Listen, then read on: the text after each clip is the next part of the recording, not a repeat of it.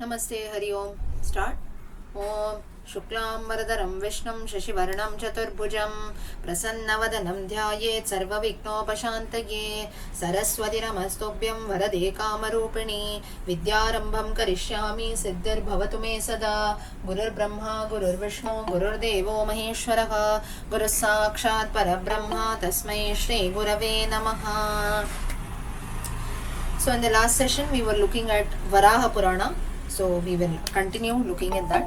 Varaha Purana, if you remember, we were looking at the different types of Shraddha Karma that have been mentioned in the Varaha Purana. So with that, I suppose in the last session we had concluded with that part, and next part now we'll start.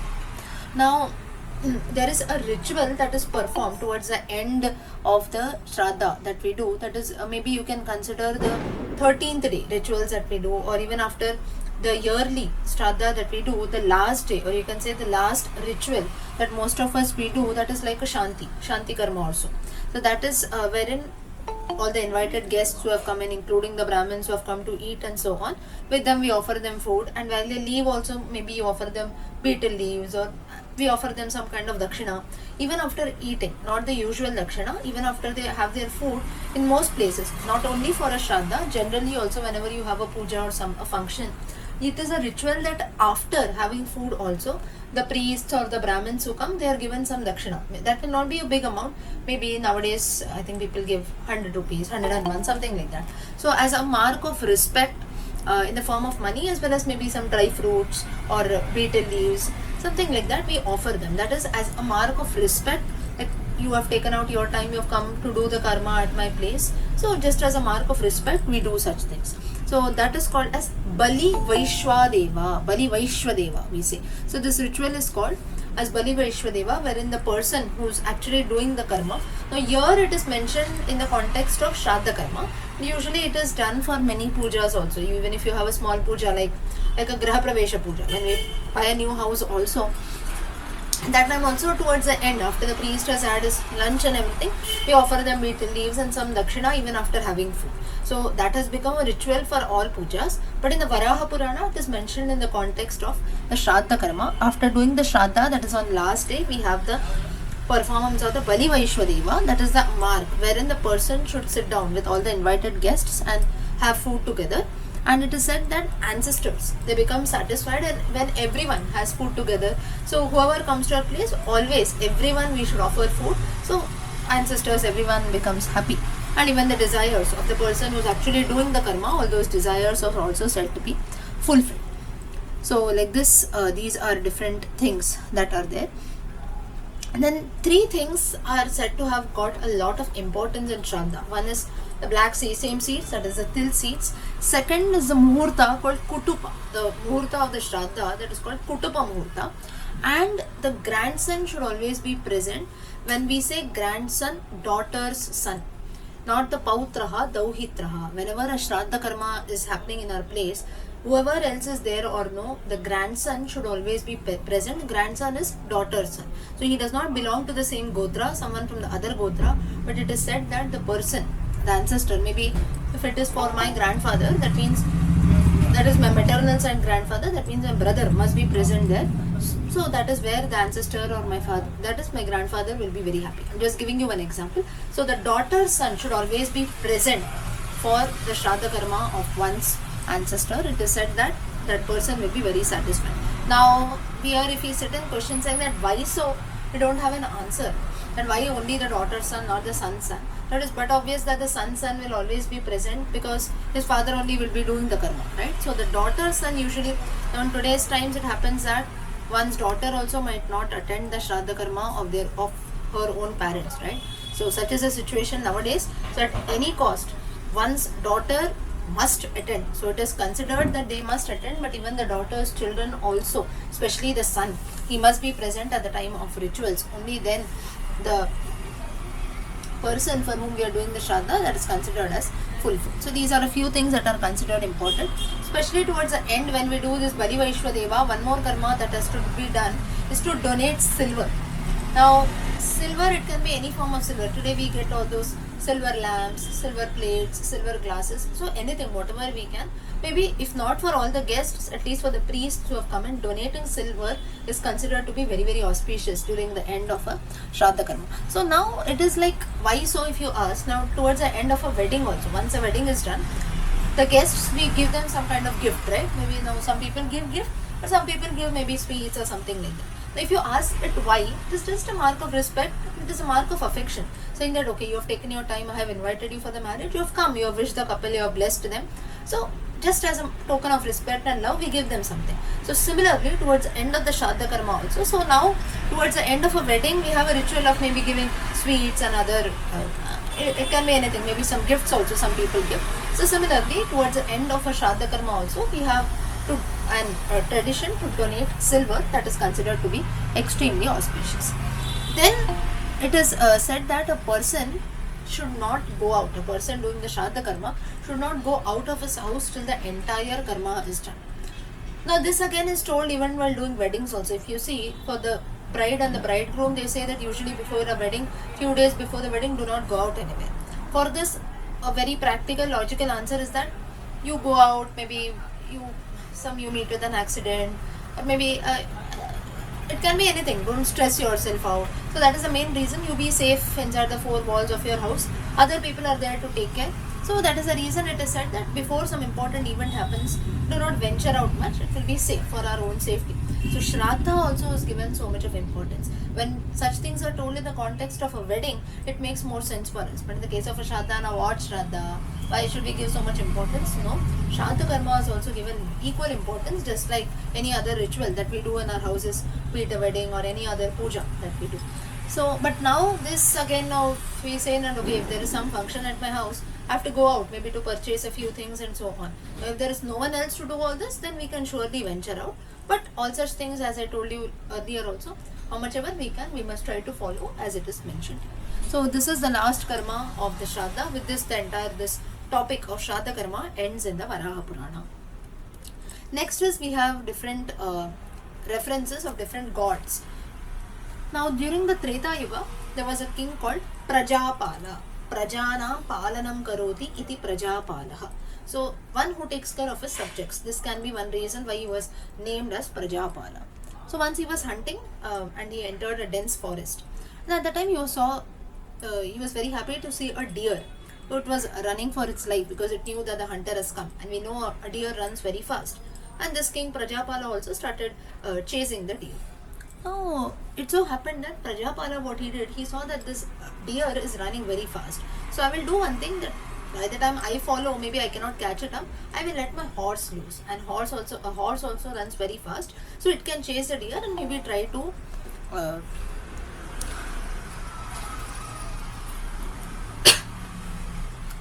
get hold of this deer.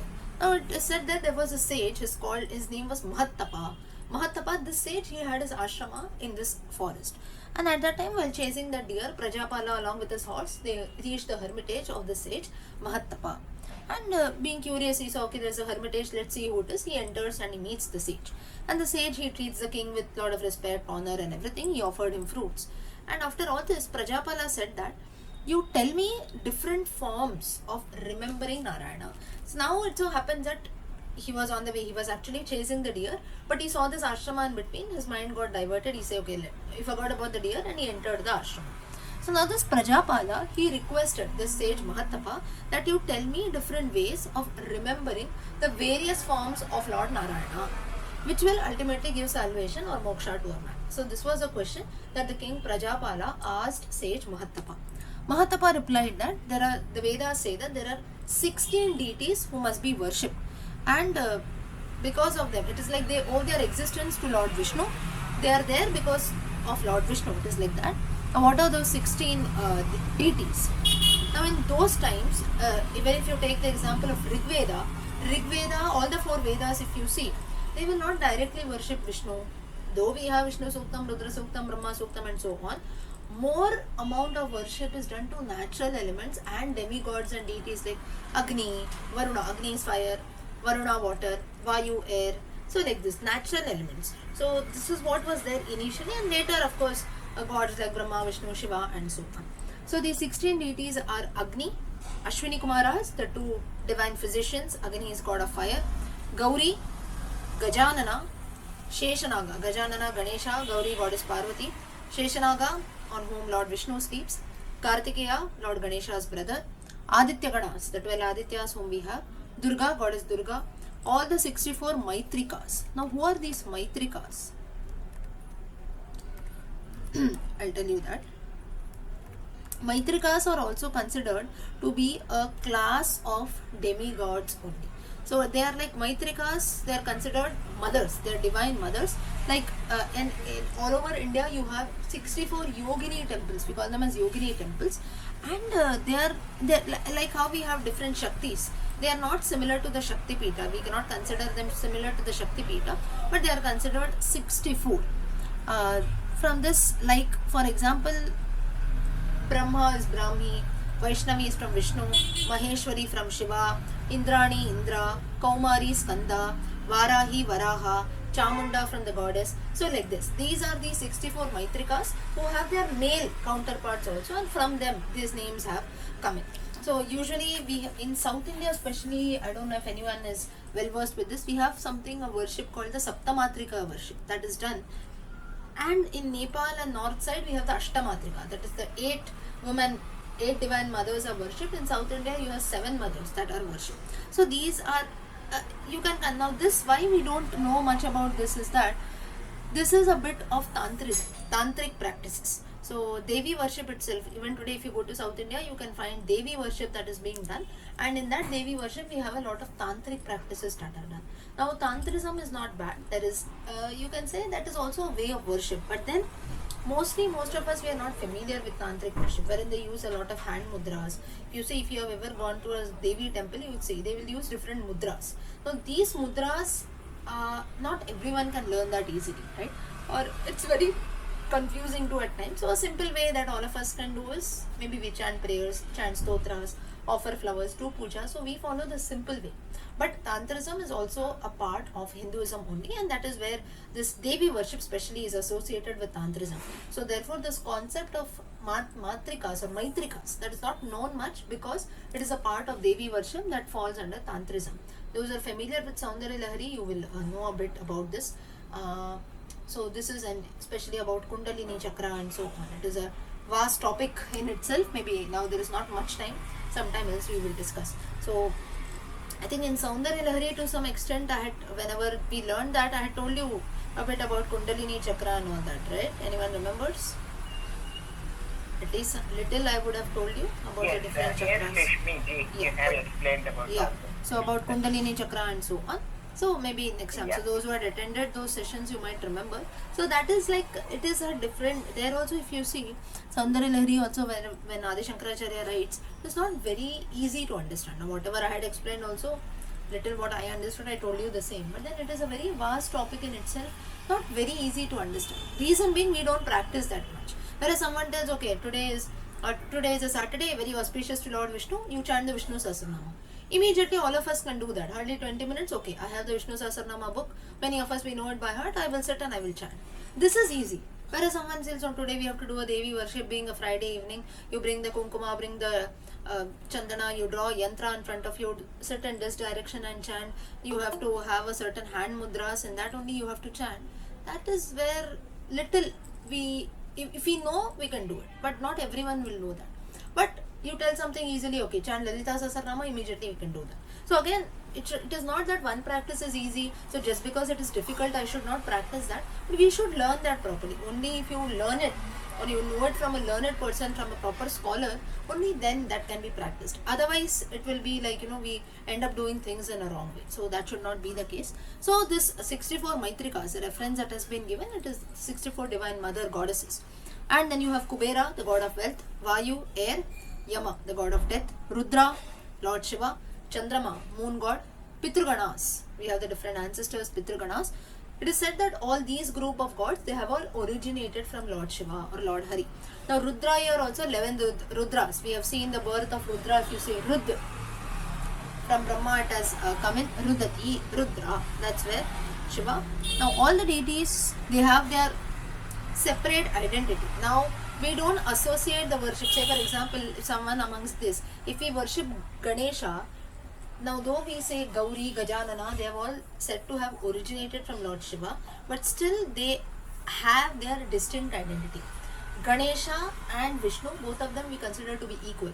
Just because it is mentioned that Ganesha has originated from Lord Vishnu, we don't worship Lord Vishnu at a higher position and Ganesha a bit low, right? No. So all these deities, though it is mentioned here that these 16 forms have originated from Lord Shiva, Lord Vishnu, still each and every deity has their own separate identity and they are all inseparable from Lord Vishnu. All of them are one and the same. Now why here always comparison is done with Lord Vishnu is that, as we have seen earlier too, because one Purana, so say for example Varaha Purana, obviously Varaha is an avatar of Vishnu, so it is going to glorify Vishnu only. So here it is nothing wrong saying that, oh, is there some kind of discrimination there? Is one god shown higher? It is not like that. Here Varaha or Vishnu is the hero, so he will always be portrayed in a higher way, or you can say with high respect.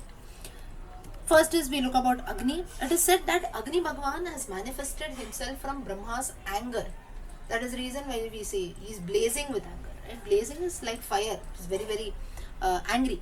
And that's where when he came out, when Agni Bhagwan came, Agni Bhagwan, he requested Brahma saying that you tell me an auspicious day for worshipping.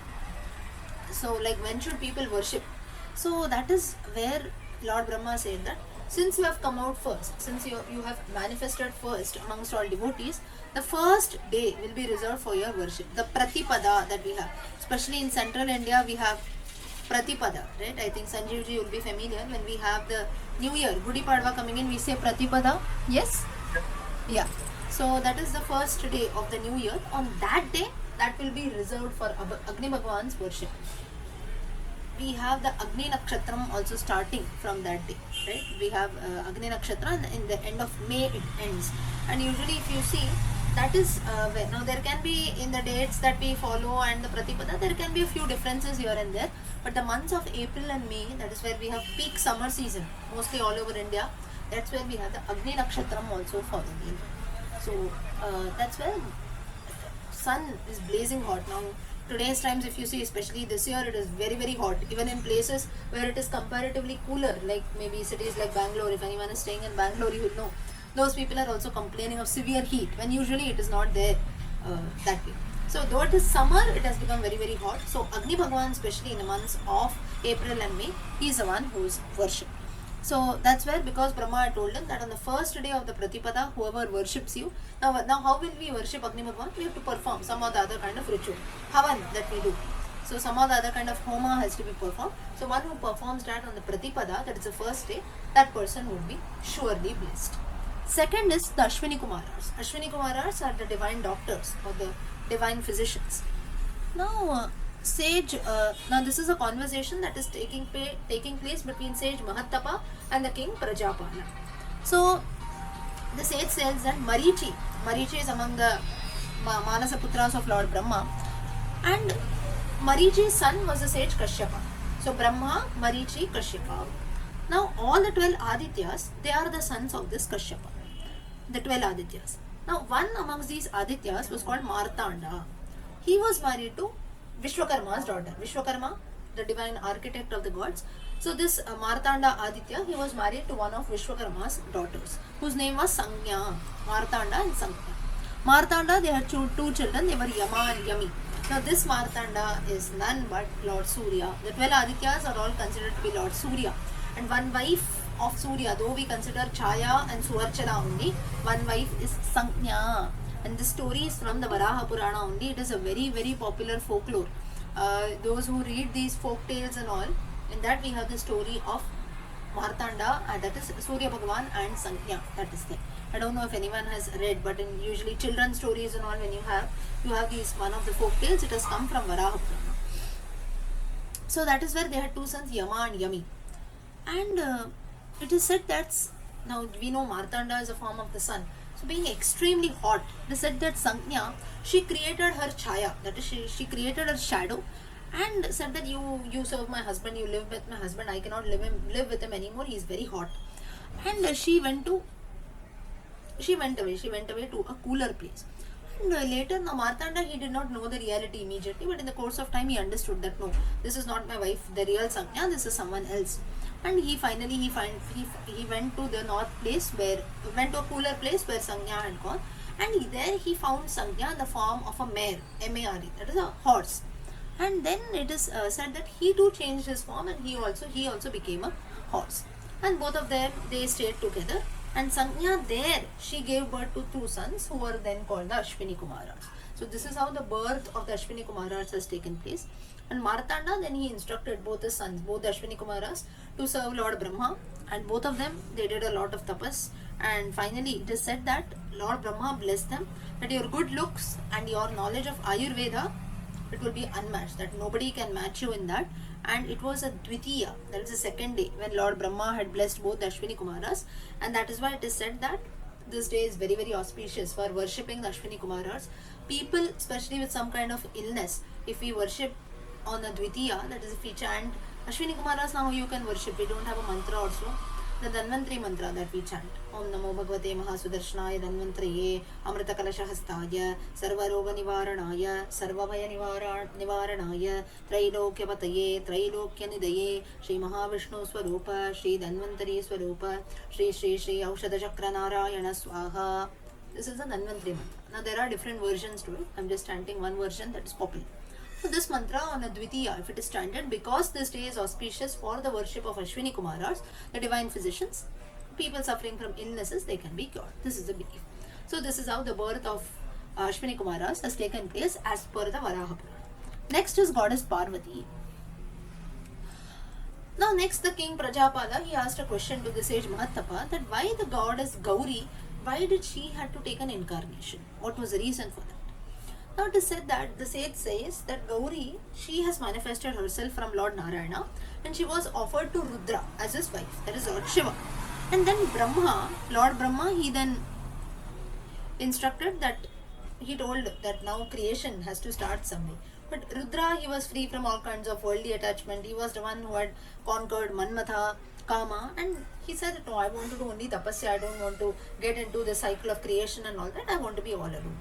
And then it is said that Gauri, then this goddess Gauri, she merged with Brahma and later created the 7 Manasa Putras. So that is how the Manasa Putras have come after goddess Gauri merged with Lord Brahma. And then in the course of time, the same Gauri, she was born as a daughter of Daksha Prajapati and she came to be known as Dakshayani. These are the different incarnations of goddess Parvati that have been mentioned in the Varaha Purana. And once we know the famous Daksha Yaga, in which all here, once the Daksha Prajapati organized a grand yajna, all the 7 Manasa Putras, they were all called there and they were given certain responsibilities that you have to do this. And at that time, Rudra, he was doing severe penance. He came out of his meditation. He was extremely furious. He saw that I told that no, creation should not start at all. I want to do only tapasya and so on. How come there are so many creatures who are moving about here and there? What is the reason for this? I had told that no, we don't want any creation and all that. And he gets very angry. And Brahma also is now very surprised. He says, oh, the Shiva has got angry. Shiva had told me that you don't do any kind of creation and so on. But I did not listen to him. I started, and we know Lord Shiva, he's the one who gets angry very easily. So now what should be done? At that time, Rudra, he just stood wondering, and suddenly he heard mantras being chanted. That is from the yajna of Daksha Prajapati. He heard a lot of mantras that were being chanted. And now he said, now creation is not enough. People have started chanting mantras, living their lives, performing yajnas and so on. And that's where it is said that he comes with a lot of ghosts, all his bhutagana, spirits and everything, and he comes and starts destroying. And at that time, Lord Vishnu, he tries to protest this battle, and between both the gods, that is Lord Rudra and Shiva, a fierce battle took place. And that time, Lord Brahma, he comes in between and he stops the fight. And he said that now onwards, Rudra would become famous as Hara, and Vishnu would known as Hari. And so this is how both the lords, they got their named as Hara and Hari. And then he told Rudra that how this creation and everything has taken place. We did not disobey your orders or anything. But Gauri, she merged with me. That's how the 7 Manasa Putras were born and so on. So he tells the entire story. So then Rudra, he also understands the total concept. And Then he listens and he cools down. And then at that time Rudra became very pleased. He blesses all the people, and with the blessings of Rudra, Daksha Prajapati, he also accomplished his sacrifice. Now please note one thing, that this happened before Lord Shiva's marriage with Sati. So therefore at that time there was peace between Daksha Prajapati and Lord Rudra. They did not know each other much. So this is a different sacrifice, not the Sati sacrifice. And then it so happened, and then later Rudra, he married Gauri, the daughter of Daksha Prajapati. And then we know the story. So at that time also, at this time also, Gauri was not known. She was born as Dakshayani. Because she was born to Daksha, she was called Dakshayani. She did not have the name of Sati yet. Sati was only after she gave up her body. That is Sati sacrifice. So we have the famous practice. So Sati was the name that she got later. And then once we know Daksha, he did not call Rudra, and Gauri went to her father's place against the wish of Lord Shiva. And at that time Daksha, he immediately started cursing Rudra. Gauri did not like that. She gave up her own life, and she took a rebirth as goddess Parvati, the daughter of the Himalayas. And here finally Parvati, she did a lot of tapasya to get Lord Shiva or Lord Rudra as her husband, and finally her desire was fulfilled, and then she was married off to Lord Shiva. So this Triti, the Tithi of Tritiya is associated with the tapasya of goddess Parvati, because all the important events of her life, like for example her birth, her marriage with Lord Shiva, it is said that all of that has happened on a Tritiya, that is the third day. That is why every Tritiya is attributed to the goddess of to the worship of goddess Parvati. And it is said that a woman now, apart from that also, maybe on a Thursday, Monday and so on, there are a few women who observe fasts, but a fast done on a Tritiya, Upavasa done on a Tritiya, it's like we enjoy a very happy married life. That is what if women do, because Parvati had done that. And one more important ritual that has been told is to avoid salt on this day. Now mostly many people, they have a practice of avoiding salt on Shashti because of Lord Muruga. That is one tradition, but even on a Tritiya also, some people, they avoid salt. So that is also another important practice that is followed. So here about goddess Parvati, if you see, finally it starts with Gauri, then as Dakshayani, then again as Gauri, she is born, and then Parvati. So that's how the birth of Parvati has been told. And with the importance of every, like for example, Prathama is with Agni, that is the first day. Then second day, Dvitiya is with Ashwini Kumaras, Tritiya is with Parvati. Like that, all the 16 deities have been mentioned with some auspiciousness on every tithi. Okay. So till here, has everyone understood? Any doubt till here? No? I hope everything is clear. Yes. Yes? Okay. Yes, Lakshmi. Okay. Next. Yes. Can anyone guess what will be the significance of the next Chaturthi? Which god can be associated with Chaturthi? Ganesha. Correct. So among the 16 deities, if you remember, Gajanana was also one of them. Obviously, Chaturthi has to be associated with Ganesha. So now Chaturthi. Now from here is where we have the Sankatahara Chaturthi worship that has taken place, and why we worship Lord Ganesha on a Chaturthi. That reference we get from the Varaha Purana. Now once it so happened that all the gods, they were facing some very peculiar, strange problem. They all go and they approach Lord Shiva to help them. And there were different problems, and whatever they tried, they were experiencing failures continuously. So, and on the contrary, all the demons, they were winning over the gods. So that was another problem. When Lord Shiva, he learnt about all the gods' problem, it is said that he burst out laughing. He burst into laughter. And at that time, a teenage boy, while he was opening his mouth and laughing, they said that a teenage boy came out of his mouth. And the child was so divine, very charming, very nice to look at, that Parvati, she could not remove her looks at all. That she kept on looking at the child continuously. And when Shiva saw her staring at the child,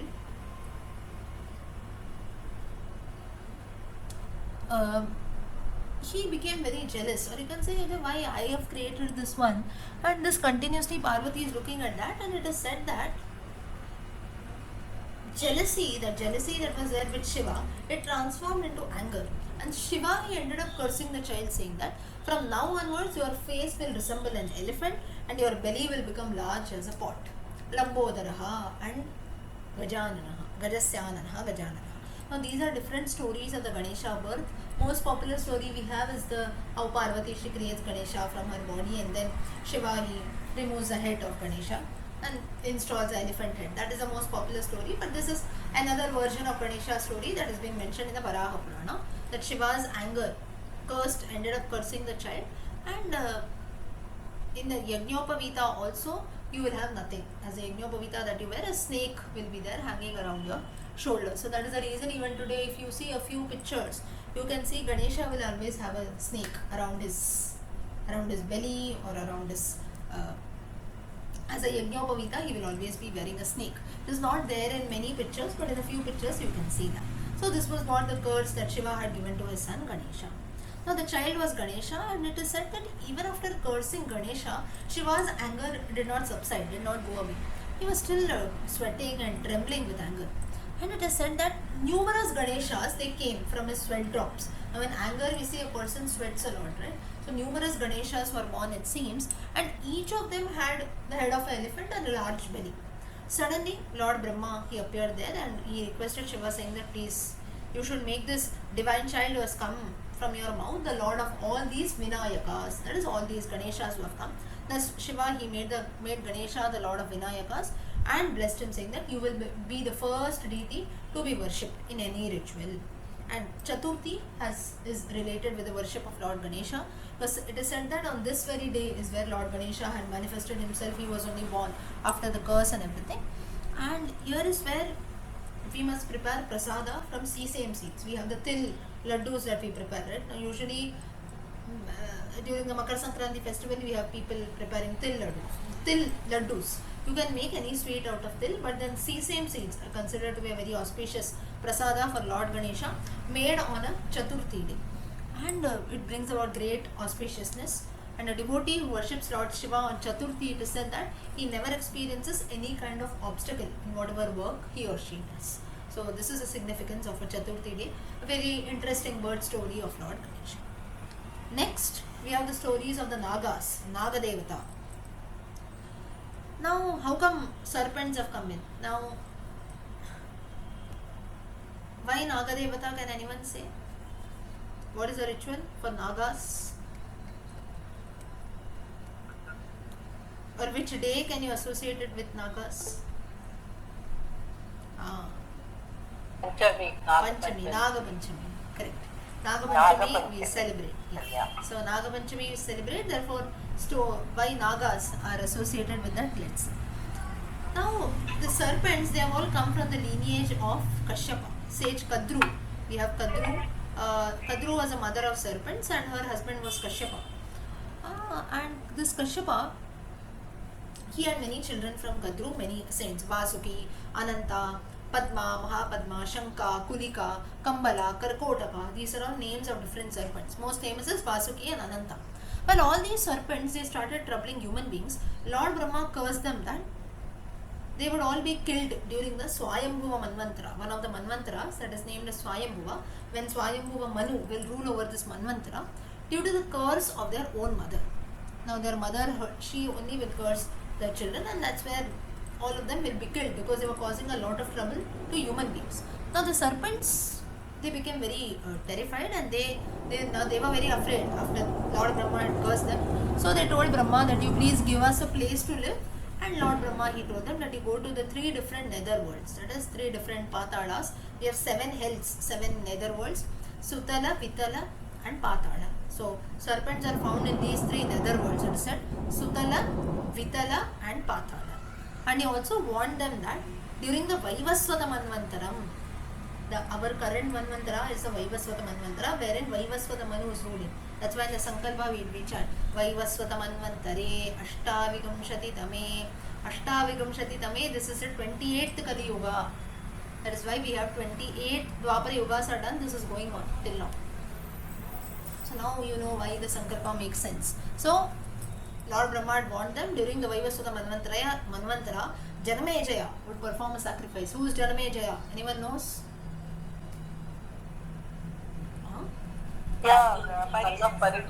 Parikshit's son. Parikshit's son is Janamejaya.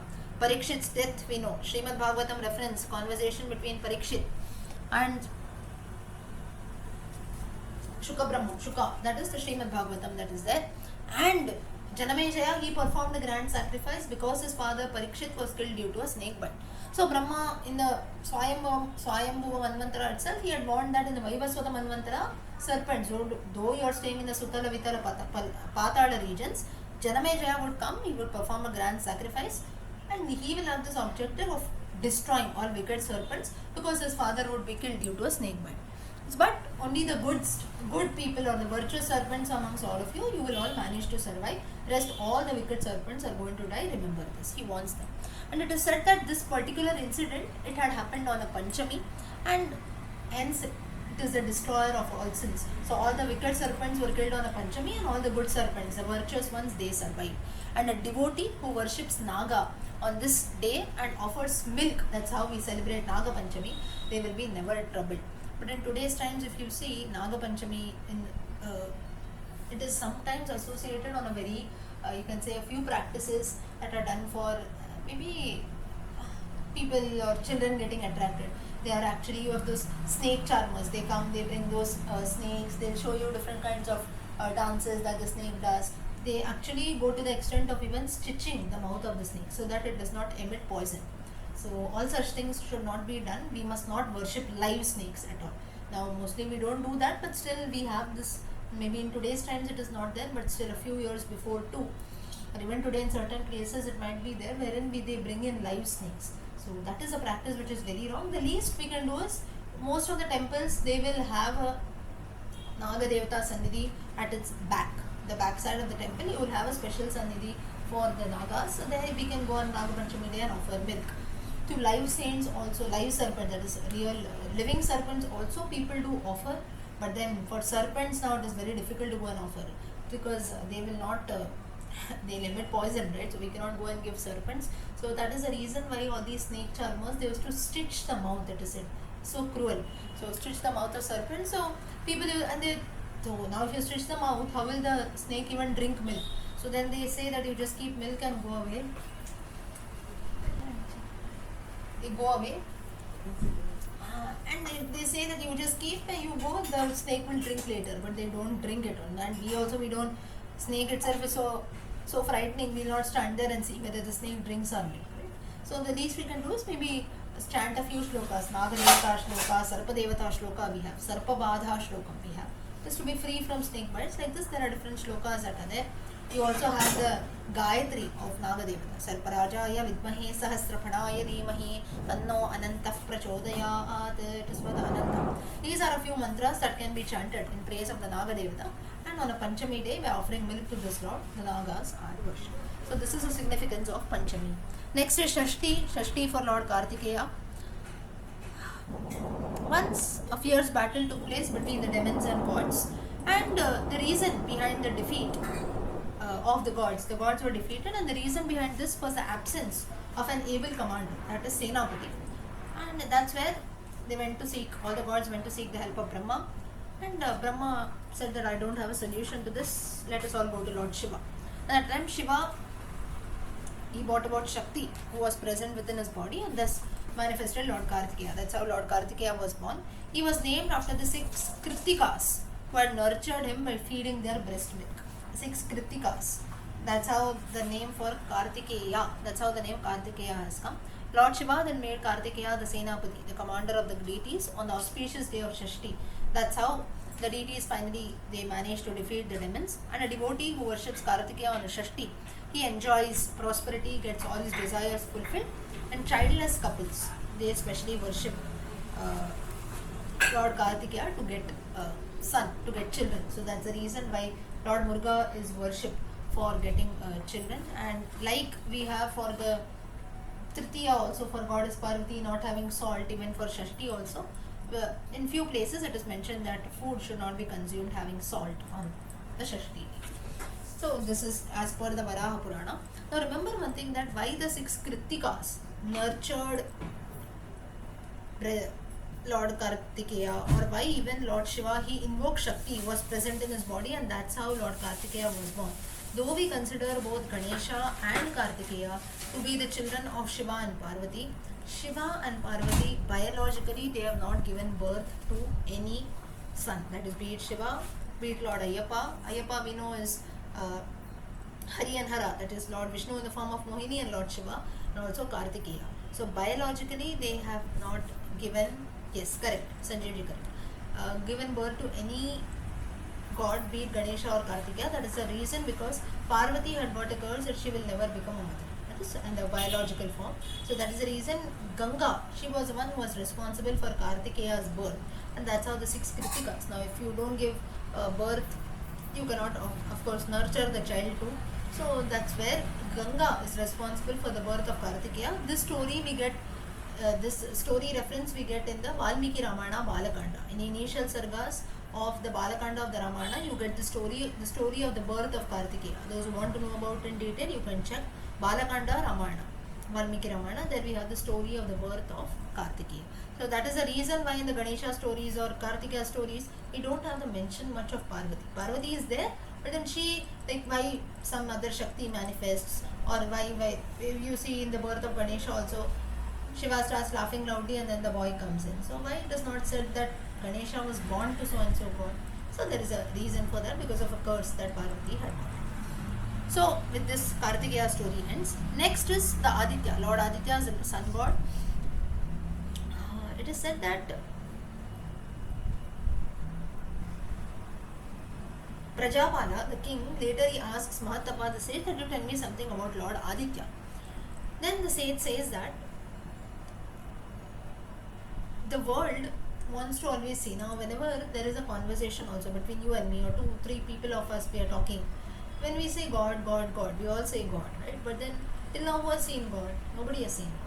So sometimes, like all of us also, though we are all we are not atheists, we are all believers of God and this and that, but still sometimes a doubt too comes to our minds, right? Or we may not ask it to anyone, but we'll just keep thinking, who's God? What is God exactly? Someone comes and tells me, or I have my own experiences, or only because of that I can feel God and all that. But have I ever seen God? Or what if I see Him, right? What will be His form? Or who's the one who has seen God, and so on? Like such questions come in. So similarly, Brahma, he also felt that many people here, including the deities also, sometimes they have this thought in their minds that demigods we are talking about, that who is God, human beings also in general, they will always have this doubt. So we must represent at least one God with whom the deities and all the human beings, they can see with their naked eye every day, so that they have some belief that God truly exists. So we must employ, or we must keep some God who will do this work every day, the entire world will see. That is nothing but Surya Bhagavan, sun god. The whole world will become bright with its radiance, and it is said that just as we see the sun god and the entire world becomes bright, similarly those who worship God, God is always dwelling inside the soul of each and every one, and He will also, if you worship Him, He will also illuminate, He will also brighten our lives, just as a sun god brightens us. But only difference is, the sun god we can see with our naked eyes every day, and then the whole world seems to be bright. The Lord who is there inside our souls, we cannot see Him with our naked eyes, but still if we worship Him, if we have bhakti and devotion, He also illuminates our lives. Only thing is that we cannot see Him with our naked eyes. So, but later it is said that so this is how is the story of how Surya Bhagavan was born. But later it so happened that this Surya, sun god, started heating up so much that for the entire world it became very unbearable to meet the heat. So then, at the request of all the devotees and even the Almighty Lord Brahma, he told Lord Surya that to please reduce your limit, so that only to a bearable limit, that a creation, the living creatures, they can bear your heat. So you please reduce your heat to that level. And at that time it is said that Surya had manifested himself on the day of the Saptami, and this day became associated with the worship of Saptami. We have Ratha Saptami that we celebrate, that is for Lord Surya. So this is how the birth of Lord Surya has taken place. Rather than birth, we can say the importance of worshipping Surya on a Saptami, that is the 7th day, Ratha Saptami. Next is Ashtamatrikas, or the 8 goddesses.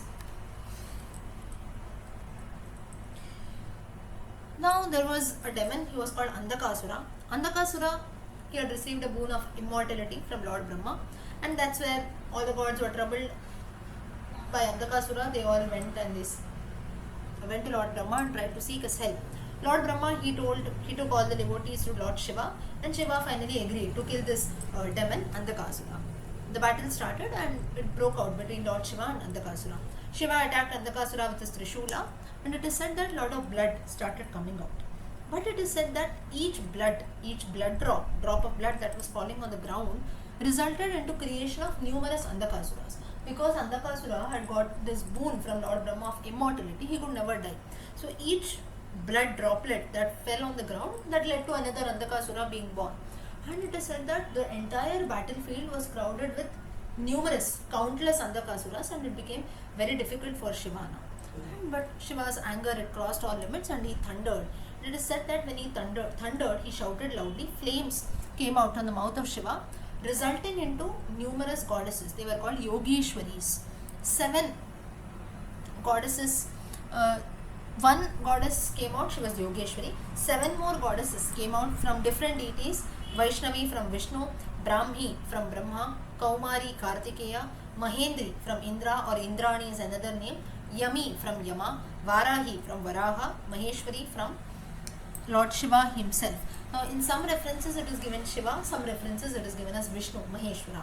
So like this, these 7 goddesses also come, and the Yogeshwari that came out of the mouth of Lord Shiva. So these 8 goddesses together came to be known as Matrikas, and an auspicious day was given for their worship, that is on Ashtami. That's why we have the Ashtami festival. Even during the Navaratri festival, we have the day of Ashtami, very, very auspicious.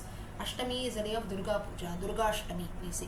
And the use of wood apple, that is bale fruit, usually that we offer to Lord Shiva, Bilva Patram, bale fruit, that if it is offered to the goddess on this Ashtami day, it has a great significance. It is considered to be very, very auspicious. Okay. Next is Durga.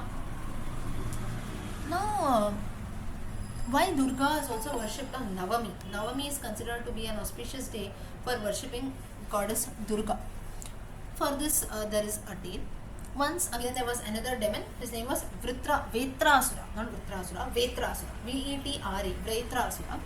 And he had driven out all the gods from heaven, and he had established himself. He had coronated himself as a king. All the devotees again, they went to Lord Brahma, and Lord Brahma, he was thinking that what should be done now, how can I help the gods and so on. And at that time suddenly goddess Durga, she appeared from nowhere, and she had different weapons in all of her 8 arms. She was mounted, she was sitting on a very ferocious lion, and Lord Brahma was happy. He was finally relieved and confident that goddess Durga, she will certainly kill this Vritrasura. And finally the goddess Durga, she also killed, and all the devotees then requested her to make the Himalaya mountain as her abode. And this particular place, it became famous as Nanda Devi in the course of time. Even today, if you go to the Himalayan regions, you have a region called Nanda Devi that is very auspicious for the worship of goddess Durga. And one who worships goddess Durga on the auspicious day of Navami is said to get her blessings. So all this incident has taken place on the Navami, it would be. So that is the reason why the goddess's worship takes place on the Navami. It is considered to be very auspicious. Okay. Next is the story of the Dasha Dishas, that is the 10 directions. Mainly 6 directions is what we consider. Then we have up, down also. Now, 6 divine women, it is said that they have manifested themselves from both the ears of Lord Brahma during the initial phase of creation. During the initial phase of creation, 6 divine women are said to be come out from the ears of Lord Brahma. And their names was Purva Disha, east, Dakshina, south, Paschima, west, Uttara, north, Urdhva, up, and Adhara, down. So these are considered the 6 directions. And in the course of time, all of them, they got married to different Lokapalas. Lokapalas are like you can say the protectors who are there. Lord Brahma, it is said that he assigned the auspicious day of Dashami for their worship. And one who worships all these 6 goddesses on the auspicious day of Dashami, he is blessed, and one who observes fast also on this day, they are also blessed. So Dashami is for the 6 dishas. Now 6 are only the primary directions that are considered. We have northeast, northwest, southeast, southwest, that is added to the list later. So northeast, northwest, if you see, they are already a combination of both north and east, something which comes in the middle. So they are not a separate direction as such. Therefore we have only 6 dishas that we consider: east, west, north, south, up, down. Okay. So this is how the directions they are worshipped on the Dashami day. Next we have the story of Kubera, the lord of wealth. And Lord Brahma, it is said that Kubera, while Brahma was doing creation, it is said that Kubera, he manifested himself. And Lord Brahma, he assigned Kubera the lord of wealth, to take care of wealth, prosperity and all that. And it was Ekadashi when Kubera had manifested himself, and that is the reason this day has got a lot of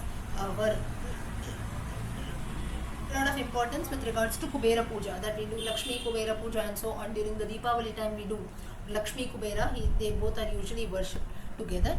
And one who observes a fast on the auspicious day of Ekadashi is said that that person never lives in poverty. Both Goddess Mahalakshmi and Lord Kubera will always bless him with prosperity and wealth all through his life.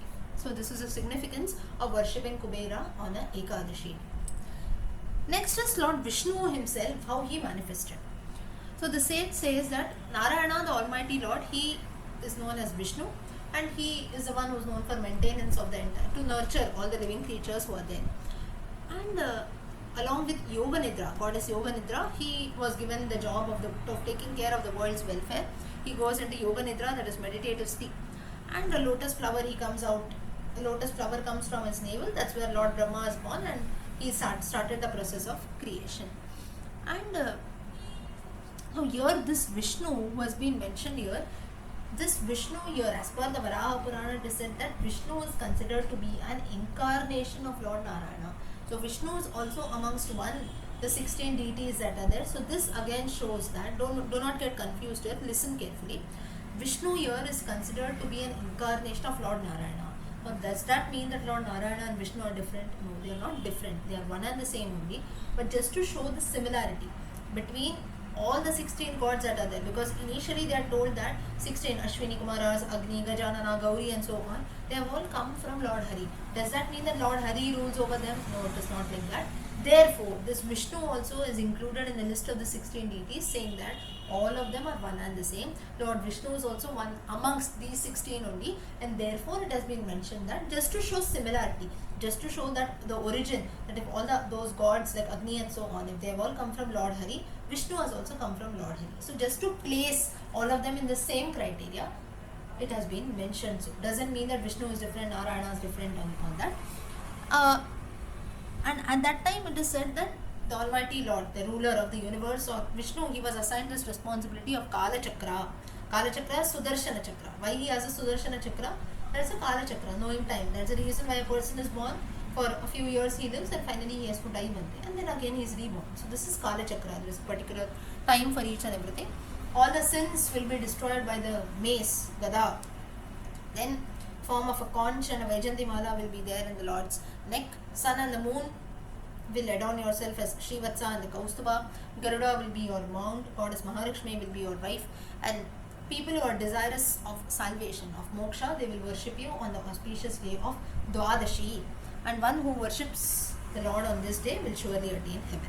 So this is the significance of worshipping Lord Vishnu on a Dwadashi. Next is Dharma. Now what is Dharma? Dharma is nothing but Yama. Dharma has got significance with the Trayodashi. Dharma, it is said that he came from the right part of the God and he appeared like a bullock, it is said. Now the Almighty God, now here what they are trying to show is there is one Almighty, there is one Supreme that is there. From that Supreme, these different gods are manifested themselves. Now, doesn't mean that these gods are all different from the Almighty. All gods are one and the same. But now I'll give you a very simple example to understand this. Say for example, there is a man, there is one mother. If I say that I am born from, say for example, we are two siblings. We are born from one mother. But then that does, though she is elder to us and so on, doesn't mean that she is someone different. We are all human beings only together, right? The mother is also a human being. Both us siblings are also human beings. Just because we have come from her doesn't mean that we belong to a different category or she belongs to a different category. No, all three are human beings only. Similarly, when here it is said that from one Supreme all these different gods are manifested, doesn't mean that both of them belong to different categories. All are gods only, just to show that how the different gods are born. For that reason it has been mentioned. So do not get confused. Does it mean that there is some other god who is there from whom Vishnu is born? Do not get into all this. Everything is one and the same. Even in animals also, a dog gives birth to two other dogs. Doesn't mean that the dog who gave birth will become a cat, right? It also remains a dog. All three are dogs only. Or a cat gives birth to kittens. All three are kittens only. right? Or a man gives birth to two other children, they are all the three people are human beings. Similarly, God also, different forms he takes, everyone is one and one only. They just have different forms, but the title is God's. Okay. So similarly, here next is about dharma.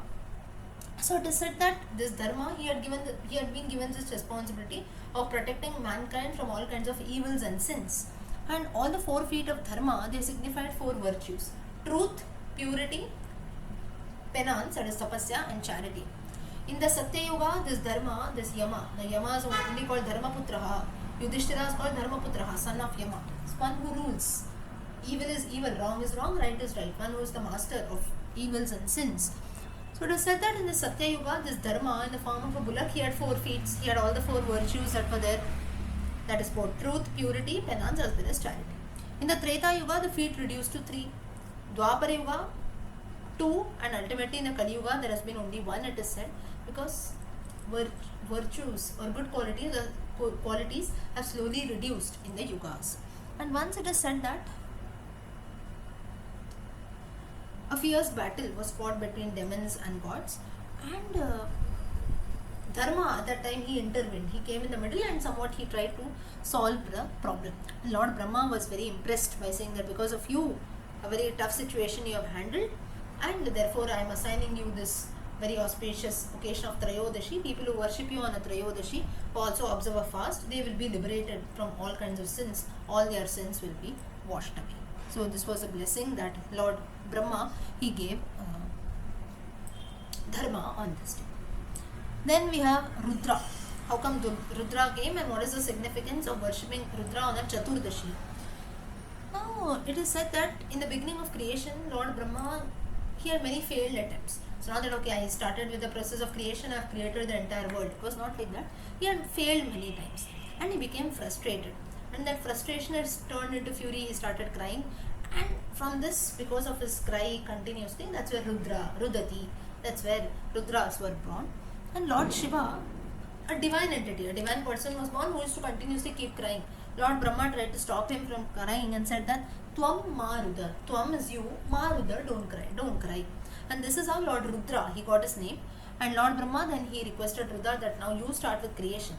But Rudra said that no, I don't have this power, you only have to take care, I will go and do some penance. So that's where Brahma created Manasaputras and other living creatures. We have already seen the story in the Gauri Katha. Daksha Prajapati was one of these Manasaputras, and in which all the demons and deities, all of them were invited, and because of this continuous chanting, Rudra's penance was being disturbed, and continuously flames start coming out of the mouth of Rudra. So this is the reason why Daksha, he developed enmity towards Rudra, that his sacrifice was disturbed due to the penance, due to Lord Shiva coming and stepping. That is mainly disturbing him because of his fury that someone had disturbed Lord Shiva's tapasya. Flames started coming out of his mouth, and these flames ultimately they disturbed the sacrifice that was being done by Daksha. So that is the reason why Daksha developed that enmity towards Lord Shiva. And it is said that all these fireballs, the flames, they got transformed into ghosts and ferocious spirits. And Lord Shiva, he reached this place where this yaga was being done, and he destroyed everything and destroyed the entire sacrifice. Brahma comes, he cools down Shiva, and then all the deities who were present there, they praised Shiva, they chanted different shlokas, they got his blessings. And one who worships Lord Rudra on the auspicious day of Chaturdashi, he also becomes free from all sins. So all this incident has taken place on the Chaturdashi, therefore Chaturdashi is very significant for the worship of Rudra. Okay, so today time is up, we will stop here. Hari Om Namaste. Start. Om Shuklambaradharam Vishnam Shashivarnam Chaturbhujam Prasannavadhanam Dhyayet Sarvavignopashantaye Saraswati Namastubhyam Varade Kamarupini Vidyarambam Karishyami Siddhir Bhavatu Me Sada Gurur Brahma Gurur Vishnu Gurur Devo Maheshwaraha Guru Sakshat Parabrahma Tasmai Shri Gurave Namaha. Okay, so in the last session we were looking at Varaha Purana. We'll continue. We had looked about a few deities who have all originated from Lord Vishnu is what they believe. Last I think we had stopped at Rudra. Okay, so till here is everything clear? I hope all of you are finding the session interesting. Till here is everything going good? Yes? Yes, Lakshmi. Yes. Okay. So again, as I tell you for all the sessions, ensure that you listen to the recordings again whenever you get time. So attending the live sessions, that is there, but still as when you get time, ensure that you listen to the recording. Maybe again you can start even from Brahma Purana and so on. That will be helpful, because in the course of time we tend to forget. Because in the case of Puranas, they are like an encyclopedia. So you have got information about various topics. It's not just one story, right? Like maybe the Ramayana or so. It is the same story. You know the story background, so once you listen to it, it is fine. But in the case of Puranas, it is not like that. Various topics they are covered, and so therefore you have to keep listening to it again and again, and that too they are not very common. Like in the case of Ramayana or Mahabharata, we already know the story and it is quite common. It is discussed, people know, it's popular, so it becomes easy to understand. But in the case of Puranas, because they are not very common, it takes time to remember. So it is better that you keep revising. Whenever you get time, you can listen to the audios and revise. Okay, so we'll continue with Varaha Purana. So till Rudra, how Rudra is worshipped on every Chaturdashi that we saw yesterday. Today we continue. Tanmatras. Next is something is the Tanmatras. Now what is this Tanmatras? Now we know all this conversation is taking place between King Prajapala and a sage called Mahatapa. So then Mahatapa says that once by Lord Brahma was starting the process of creation, suddenly Tanmatras. Now what are Tanmatras? They are small forms of matter. Now in science we have something called matter, right? M-A-T-T-E-R. What is matter? Small particles we can consider. It is said that all these Tanmatras, this matter came out of the mind of Brahma, and all of them, they were very virtuous, and they said that they requested Brahma that they want to become the Pitrus, they want to become the ancestors of human beings, and you make some arrangement for that. So Lord Brahma blessed them, saying that I will assign you the auspicious day of Amavasya. That is the reason why we do the Tarpanam on the Amavasya day, to pay homage to our ancestors, because on this day Tanmatras were born. And anybody who performs the rituals of Tarpana on this day would have all their sins washed off. And it is said that various things are used for this, like we know water, sesame seeds, kusha grass, and directly they are offered by human beings to their ancestors on the Amavasya day. So this Amavasya Tarpanam that we do should not be missed by anyone. It is usually done for by those who don't have their father alive. So those who don't have their father, ultimately it's for their grandfather, forefathers, and so on. So it should be done on every Amavasya that comes regularly. It should be done. It should never be missed by men having the sacred thread. You should always do it once a year during the Mahalaya Paksha Kala, or during the annual Shraddha. We'll take care. It is not like that. Every Amavasya has to be done. The importance of Amavasya Tarpanam has been told in the Varaha Purana, irrespective of one's age. Okay, now the person has become very old, he cannot sit down. Person cannot sit down, he can do it on the chair. That is also fine, but this has to be done without fail. Without fail, the Amavasya Tarpanam has to be done. So especially all the Shraddha Karma or even the Amavasya Tarpanam that is being talked about, they are all, the Varaha Purana purposely, it stresses upon these rituals, because importance of a marriage, importance of a, maybe you say Ganesha Puja, or importance of a Griha Pravesha Puja, a Shanti Homa, all this is common. People do it very easily. Someone tells you, okay, you have a small Satyanarayana Puja at your house, people are ready to do that. Whereas in the case of Shraddha, and many texts also talk about that. But about Shraddha Karma, about the Amavasya Tarpana, not many scriptures discuss. But Varaha Purana stresses on the importance of all these rituals. And it is very, very, very important to do the Amavasya Tarpana. And that too, there is a particular time for it. It is usually around, it should be done a bit late in the morning, not early morning. After 9, 10 or so, it should be done. So this is what is the importance of Amavasya Tarpanam that is stressed about in the Varaha Purana. And so after Chaturdashi, next what comes is Amavasya. Next is Chandrama. Chandrama's importance of Purnima day, full moon day. So that day, Daksha Prajapati, he had cursed his son-in-law Chandrama for maltreating his daughters.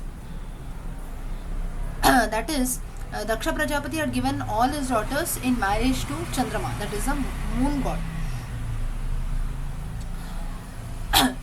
But this moon god, he was affectionate only towards Rohini, one of the gods. And to all the other daughters of Daksha, he used to always maybe not ill treat them actually, but they used to not give much importance and all that. So at that time, Daksha felt very angry and he cursed Chandrama, saying that you will start waning every day. That is waxing and waning of the moon that we have, the different phases of the moon. This you will start, and eventually you will become invisible on the Amavasya day. Now all the gods, they become very worried. They became worried. Now the moon goes away, then how will the light be illumined, right? We need the moon at night time. So they all go and they seek Lord Vishnu's help.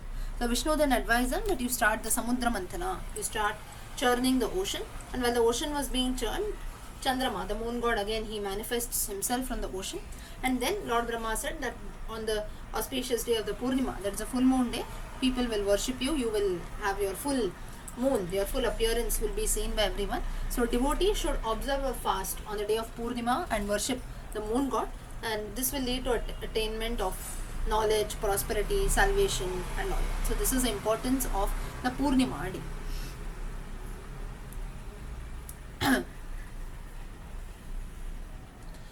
So this is the significance of the Purnima. Next is there are different vratas that are done with regards to Lord Vishnu. So with this, the importance of, if you see right from the Prathama, starting with Prathama, Dvitiya, Tritiya, Prathama Tithi till Chaturdashi, we have seen the importance of all the gods, and also two more, that is Purnima and Amavasya. So total in all 16 we have already seen. Next is different vratas, that is different austerities that are related with regards to Lord Vishnu's incarnations. Again, the Puranas, Varaha Purana, it will try to glorify Lord Vishnu. First is the Matsya Dwadashi Vrata. The first Vrata is the Matsya Dwadashi Vrata, which is observed on the 12th day of the Hindu month Margashirsha. That is roughly in the month of December. On the 12th day of the Margashirsha month, we observe the Matsya Dwadashi Vrata. Now what is done? Lord Matsya should be worshipped on this day, and lot of charity should be given to Brahmins. So maybe you can call a few Brahmins to your house, maybe you can just donate them. You go to a nearby temple, give some donation, that is also fine. Now how can we worship Matsya? We have the Matsya Avatara that is told in many Puranas. You have the Srimad Bhagavata Puranam, Srimad Narayanyam, and so on.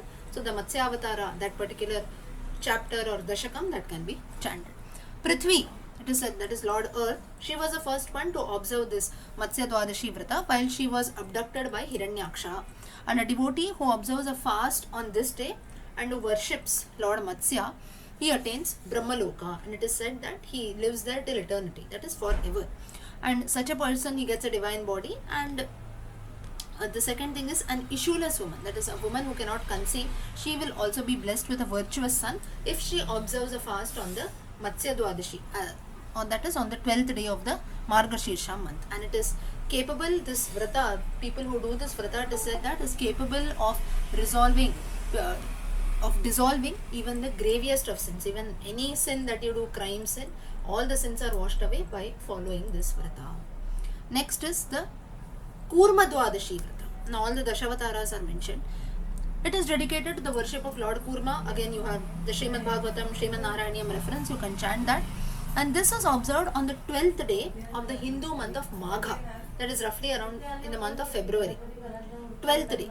And again, this was the day when Prithvi, that is goddess Earth, she was rescued by Lord Varaha. That is Lord Varaha, he bought Prithvi up. And an idol, now what is done on this day is that we have an idol of Lord Varaha that is to be installed. Now usually it is very rare that most of our houses, I don't know if any of you have that, but especially when we celebrate the festival of Navratri, we have the Dashavataras dolls that we keep at our houses, right? Does anyone have that at your houses? Dashavatara dolls. During Navratri we keep the Golu, right? People in South India, you'll have that. Yes, we have. Yes, so we have. Usually we have the in the Dashavataras you have the Varaha. Yeah. So in that set, what now, because usually Varaha, we will not have a proper image like how we have of Rama, Krishna, Ganesha and so on. We might not have a picture of Varaha at our houses. So what we can do is during this Kurma Dwadashi Vrata, though it is significant for Kurma. Sorry, I was telling you about Kurma Dwadashi. Sorry, this is Varaha Dwadashi Vrata. Sorry, Varaha Dwadashi Vrata is celebrated on the 12th day of Magha, and on this day, Prithvi, Bhumi Devi, she was rescued by Lord Varaha, and on this day, an idol of Lord Varaha can be installed. So if you don't have a picture of Lord Varaha, you can pick up a doll, that is a Vigraha, and it is installed on a pot filled with water and worshipped with the continuous chanting of the mantra Om Varahaya Namaha. Varaha is the name, Varahaya Namaha. This is a mantra that is chanted, and that's how Varaha is worshipped. And then various articles of worship are used: sandalwood, Naivedyam, agarbatti, and all that. Normal puja items are used for worship. And then Brahmins are again fed, charity is done. And one who observes a fast on this day, it said that that person enjoys good health and prosperity. So that is the significance of observing this vrata. And such a man becomes free from all his sins and he attains to heaven after his death. Next is the Kurma Dwadashi vrata. Now it is dedicated to the worship of Lord Kurma, that is a tortoise, second incarnation. It is celebrated on the 12th day of the month of Paush, that is roughly the last Hindu month, roughly around in the month of March. Sorry, not March, it is in the month of January, right? Paush. It is celebrated in around that day, 12th day of that month. And on this day, it is said, now how this vrata has to be followed, the Kurma Dwadashi vrata, it comes on the 12th day of the month of Paush, that is roughly in the month of January. So on the 10th day, it is said that a devotee must take a bath, take a holy bath. Now usually this can be done by taking a bath of the holy rivers like Ganga, Yamuna and so on. But say now, maybe we are not on a pilgrimage, you don't have such a river nearby.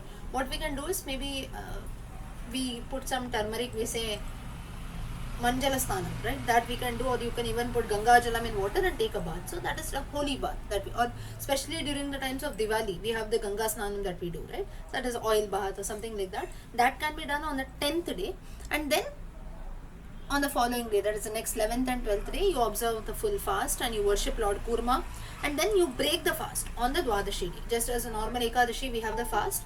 You break the fast on the Dwadashi day like every other Dwadashi, and that's how the vrata ends. It is said that a devotee again who observes this fast will be free from all sins and will attain moksha. Next is the Nrisimha Dwadashi vrata. This is celebrated on the 12th day of the bright half. That is of the now all this will always take place in the Shukla Paksha. Remember, that is on the Purnima day, not for the Amavasi. Okay, so it is on the month of Chaitra. Sorry, Narasimha Dwadashi vrata is done on the month of Falgun. That is roughly in the months of March. And a devotee observes fast on this day, worships Lord Narasimha. Now for Narasimha, you have various shlokas, stotras. Lakshmi Narasimha Karavalamba Stotram, Narasimha, many stotras on Narasimha. Srimad Bhagavatam Narasimha Avatara, Vishnu Purana Narasimha Avatara, Srimad Narayanyam Narasimha Avataram. We have 2 dashakams, 24, 25. I'm just giving you these references so that if anyone is interested in doing these vratas or simply you want to chant, you can make a note of it. Now note one thing, that if you don't know any of these, simply you can chant the Vishnu Sahasranama. Vishnu Sahasranama, 1000 names of Lord Vishnu, in that all these names already come. So chanting the Vishnu Sahasranama is a simple prayer for all the vratas. Then again, this Narasimha Dwadashi vrata, it is on the 12th day of the month of Falgun. It also frees a man from all kinds of sins. Next is the Vamana Dwadashi vrata. It is celebrated 12th day of the Shukla Paksha in the month of Chaitra, that is the current April month. Devotee observes the fast, worships Lord Vamana, and Vamanaya Namaha, that is a mantra that has to be chanted. And again, one who observes the fast on this day, it is said that that person will be free from all kinds of dangers, that is, will be free from fear. That is what is the significance of observing a vrata on this day. Next is the Jamadagni Dwadashi vrata. Jamadagni, sorry. Jamadagni is the father of Parshurama. Jamadagni is another name for Parshurama. So this is celebrated on the 12th day of the month of Vaishakha, that is in the month of May. And a devotee again, he should take a bath properly like we did for the Kurma Avatara. Then how you have to worship an idol of Parshurama by keeping it in a pot filled with water. Different offerings are made using flowers, sandalwood and all that. And it is said that for the Jamadagni Dwadashi vrata, that is for Parshurama vrata, it is said that we have to be awake the whole night like we do for Mahashivratri. So that is one more aspect in this vrata. And the next day, that idol that which we have kept in water, that should be donated to a Brahmana. This is a tradition that is followed. And a devotee who observes a fast on this day, he will get all his wishes are fulfilled and he will also attain Brahmaloka. This is the significance. Next is the Kalki Dwadashi Vrata. This is observe a fast on the 11th day. Note here it is 11th day. 11th day of the Shukla Paksha of the month of Bhadrapad. Bhadrapad, when we have the Ganesh Chaturthi festival falling in. And it should be broken on the next day, that is on the following day, that is on the day of Dwadashi. Lord Kalki has to be worshipped with proper rituals, and here also the idol of Lord Kalki is placed in a pot filled with water, and then this idol is donated to a learned Brahmin on the third day, that is on the day of Trayodashi. So on the Ekadashi day, you observe fast, you break it on the next day, Dwadashi, and you donate the idol of Kalki on the Trayodashi day. Next is the Padmanabha Dwadashi Vrata. This is with the worship of Lord Padmanabha. It's observed on the 12th day of the Shukla Paksha of the month of Ashwin.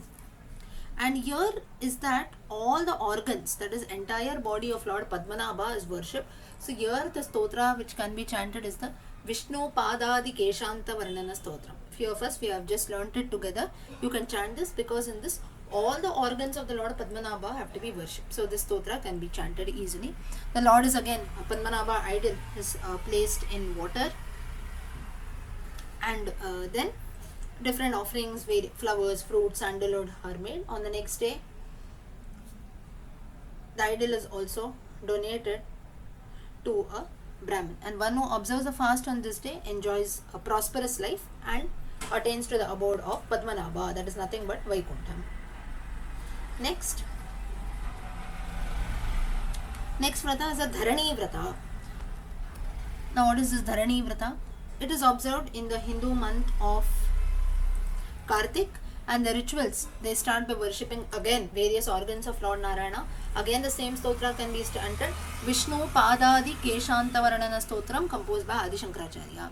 Different mantras are chanted here, specific mantras have been told. I am just telling you, if you want you can note it down. I will also share this on the group. Sahasrashirase Namaha for the head, Purushaya Namaha arms, Vishwarupine Namaha throat, Jnanastraya Namaha weapons, Vatsaya Namaha chest, Jagadgrasishnave Namaha abdomen, Divyamurtaye Namaha waist, Sahasrapadaya Namaha feet. These are the mantras that are to be chanted for the Dharani Vrata. Next is Shri Krishna Dwadashi. This is celebrated in the months of Ashada Shukla Paksha. That is in the bright half of the month of Shukla Paksha. We have the Ashada Ekadashi we celebrate. The next Ekadashi, in praise of Panduranga, we have the Ashada Ekadashi. On that day, Panduranga Ashtakam, very very auspicious to chant that. Again composed by Adi Shankaracharya. And the next day, after Ashada Ekadashi, the next Ekadashi, the Dwadashi that comes after that is Shri Krishna Dwadashi. And this day, the devotee should worship Lord Krishna and also observe a fast on the Dwadashi day.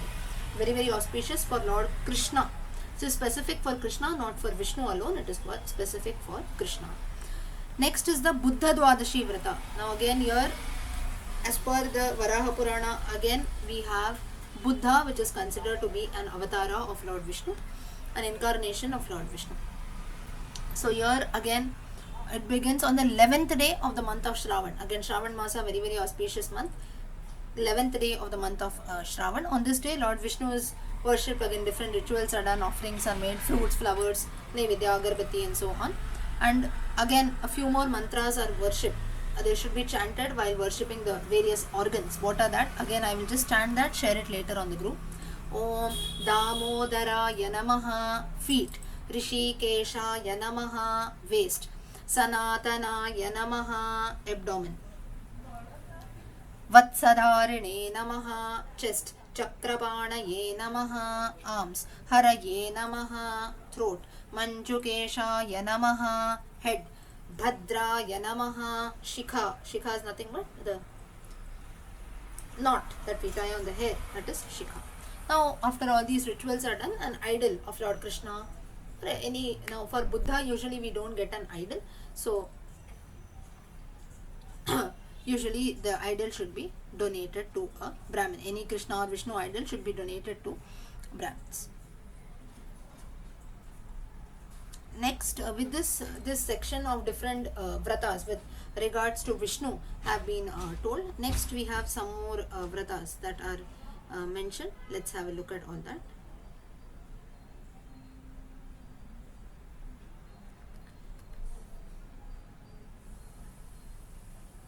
First is the Shubha Vrata. Now, what is the Shubha Vrata? Now, these are also quite related to Lord Vishnu only, but it is not in relation with the Dashavataras that are there. Shubha Vrata. This is observed on the first day of the month of Margashirsha. Again, it is related with the worship of Lord Vishnu. And now here there are few rituals that are done.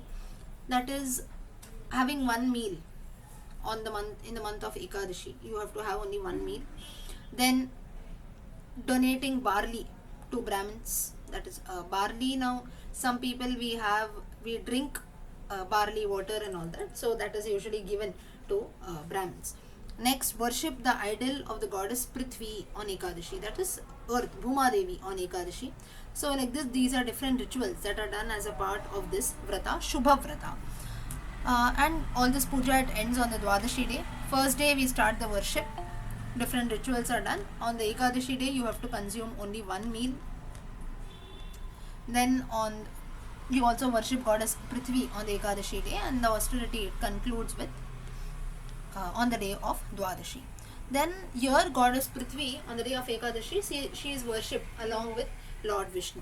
Now both the idols are installed. You have to install them side by side, and because the vrata is called as Shubha Vrata, both the idols should be decked in white clothes. That is a significance. Now for most vigrahas that we have at home, we deck them with white clothes or different colorful clothes, right? So significance here is to cover them with white clothes. Then it is said rice grains, they have to be scattered in front of both the idols. And a devotee, it is said again, he should also remain awake for the whole night. And next morning, 24 Brahmins should be invited to the house, and all of them should be fed.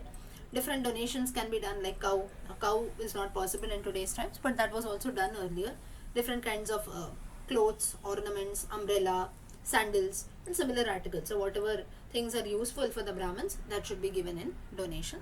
A devotee who observes a fast and follows all this, the Shubha Vrata who does, he enjoys prosperity always. Next is Dhanya Vrata. Now note one thing, Varaha Purana has mentioned these different Vratas. Now here a question will come, what if I cannot follow anything? It's fine if you cannot follow everything, but whatever you can follow, we can try our level best to follow all that. But all this has been mentioned in the Varaha Purana, we must know at least that. Next is the Dhanya Vrata. Now here it is said that this Vrata is usually done wherein we have to observe fast for the whole day and you break it at night, just as most of us do for the Chaturthi days, wherein the entire day we observe fast and night after the moon comes in, moon rises, we break our fast. So it is quite similar to that. It starts in the Shukla Paksha of the Hindu month of Falgun, and it lasts for a year, it is said. And on this day, now for an entire day, year also people do this vrata on every first half of every Hindu month. So you can start from any month, from Falgun you want, that is roughly Falgun is March, and then you conclude it in March, or any one month also you can start. In this month, the rituals include worshipping Agni Deva, chanting of certain mantras, performing havan, that is doing different kind of homas. It is because we have to worship Agni mainly. Then during the course or 4 months, now usually this vrata is done in the course of 4 months, starting from the month of Chaitra, is from the month of April till Ashad, it is roughly till August this is done. So here a devotee should have foods like kheer, that is payasam, which should be made in ghee. It's very very special, auspicious to have this such kind of food. Then from the months of Shravan till Kartik, the devotee should consume food items prepared from gram flour, that is besan from that. And then it is now this way, this Dhanya Vrata, this entire austerity, it lasts for one whole year starting from Chaitra. So what we can do is, on the first day of every month, that is whenever a new month starts, devotees observe a fast on the whole day, and then you have to break during night. It concludes by worshipping an idol of Lord Agni that is made of gold. Agni Bhagwan made of gold. Such rituals were being followed in those times. Today's times, maybe for Agni or Kalki, if we don't get idols of them, we can simply worship any idol of Lord Vishnu. That is also enough. And the idol, it is said that is decorated with a red cloth and red flowers are offered to the deity. And then later the idol should be donated to a Brahmin. It is said that the observance of this vrata brings about good fortune to a person and always makes him prosperous. Okay. Next is Kanti Vrata. Now next, this Kanti Vrata is related to the worship of Sri Krishna and Balarama. It starts on the second day of the Hindu month of Kartik and it lasts for a year. And in this, a devotee observes fast on the second day of every month. All this is in the Shukla Paksha, okay, not in the Krishna Paksha. Second day of every month, it has to follow this Vrata. Kanti Vrata is followed. It starts from the Hindu month of Kartik. Now, while worshipping Balarama, the mantra that has to be chanted is Om Baladevaya Namaha, and while worshipping Sri Krishna, Om Keshavaya Namaha. These mantras are chanted. Arghya is offered to both the devotees. Arghya is nothing but Achamanam. From the Panchapatra, we take a drop of water, and that's how Arghyam Samarpayami. When we do Nevidyam, we do, right? So that is Arghya. Then a devotee should have food prepared from barley flour in the night. So these are all again certain customs that are done. Now whatever has been mentioned in the Varaha Purana, I am telling you as it is. As per one's own comfort and whatever you are comfortable, you can follow all that. And it is said that people who follow this vrata for about 4 months, starting from the month of Falgun. Usually it starts in Kartik, but if you want to start from the month of Falgun, then they should live only on kheer, it seems. People will consume only kheer payasa all through the entire vrata, and different kinds of offerings like rice, sesame seeds, they are all put in the sacrifice during the months of Kartik and Falgun. And the rituals, it is said, it is concluded by worshipping the moon god at the end of the year. Finally, all the idols of Krishna, Balarama, and also of the moon god, Chandrama also you have an idol, all this should be donated to a Brahmin. And a person who does this vrata, it is said that he is blessed with a very nice, a charming personality. That is the Phalashruti of this vrata. Next is Saubhagya Vrata. This vrata starts on the third day of the Shukla Paksha of the month of Falgun. It lasts for a year, whereby a devotee has to observe fast on the third day of every month. Devotee can worship either Lord Vishnu and Goddess Mahalakshmi or Shiva or Parvati. And while worshipping, the following mantras have to be chanted. Om Gambhiraya Namaha, Om Saubhagyaya Namaha, Om Devadevaya Namaha, Om Trinetraya Namaha, Om Vachaspataye Namaha, Om Rudraya Namaha, and so on. Different names of Lord Vishnu, Goddess Lakshmi, Parvati, and Shiva can be chanted. Whatever you want, you can choose. Offerings made of honey and ghee, they are poured into the sacrificial fire. Now, see, now for every vrata, maybe we cannot do a homa at home, right? So the least we can do is the nevidya that we prepare. You can prepare that nevidya using honey and ghee, and you can offer it to the Lord as nevidya, and then you can consume it as prasada. So this is the least that we can do. During the course of this vrata, pure cereals like wheat and so on, from wheat grains, not rice, should be avoided as far as possible on the day of this vrata. Okay, that is on the third day of every month. When we do the Saubhagya Vrata, we must consume food items, maybe like chapatis, rotis, and so, that are made out of wheat. So that is one significance of this vrata. And after the rituals are completed, after 1 year, the idols of Shiva, Parvati, Lakshmi, Narayana, they should be donated to Brahmins. And again, it is said that the Phalashruti of this vrata is, for the next 7 births, the person will be blessed with good fortune. This is the significance of the Saubhagya Vrata. Next is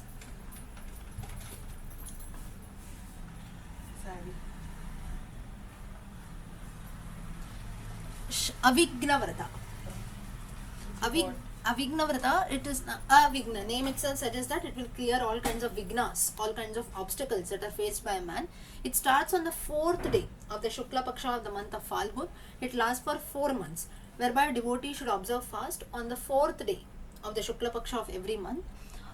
Use of sesame seeds are used in all rituals, and in diet also we must use, and if you do some homa puja, in that also sesame seeds have to be used, and then they have to be donated to the Brahmins later. Now after observing this ritual for 4 months, a devotee should conclude it by worshipping Lord Ganesha in the 5th month. Now why Ganesha? Falgun is in the month of March. Next 4 months if you are doing this vrata, the 5th month roughly if you see will be somewhat near the Ganesh Chaturthi festival. So you have to worship Lord Ganesha in the 5th month and donate the Ganesha idol to a Brahmin along with 5 pots filled with sesame seeds. Now these 5 pots that are filled with sesame seeds is somewhat similar, I'm not saying totally similar, But we have a ritual. Mostly this is seen in South India. I'm not sure in North India.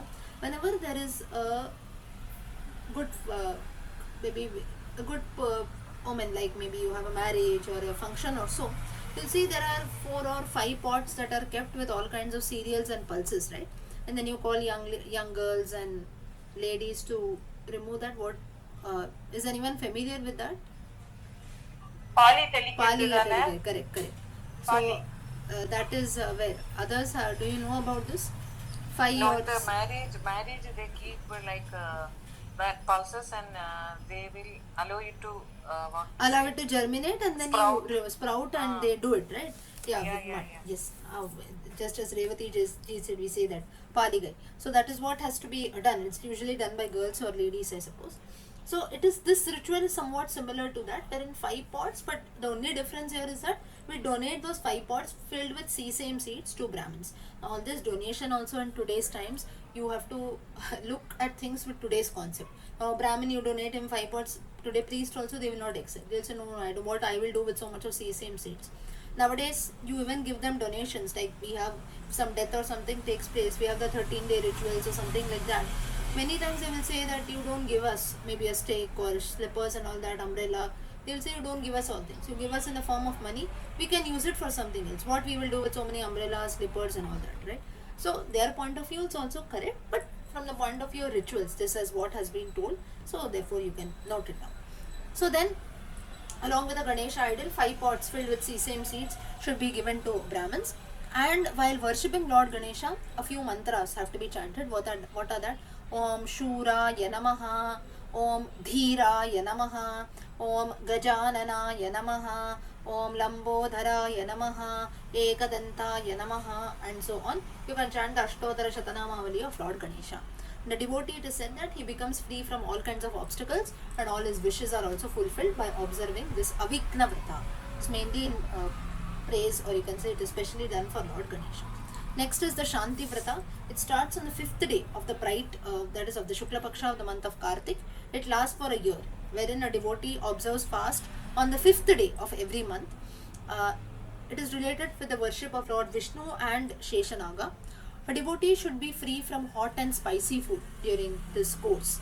That is mainly, maybe we should not have very tasty food. Hot, spicy means maybe from hotels and all. Sattvic homemade food should be consumed. And during this Vrata, a devotee should keep a Lord Vishnu's idol, and different mantras should be chanted, and we must do Abhisheka with milk. If you have a small vigraha of Lord Vishnu, Krishna, Rama or anything, you can do Abhisheka with milk on the idol. Offerings of sesame seeds and milk, that is done, and again put in the sacrificial fire, but we can make different offerings using sesame seeds and milk, offer it as Nevedya and consume it as Prasada.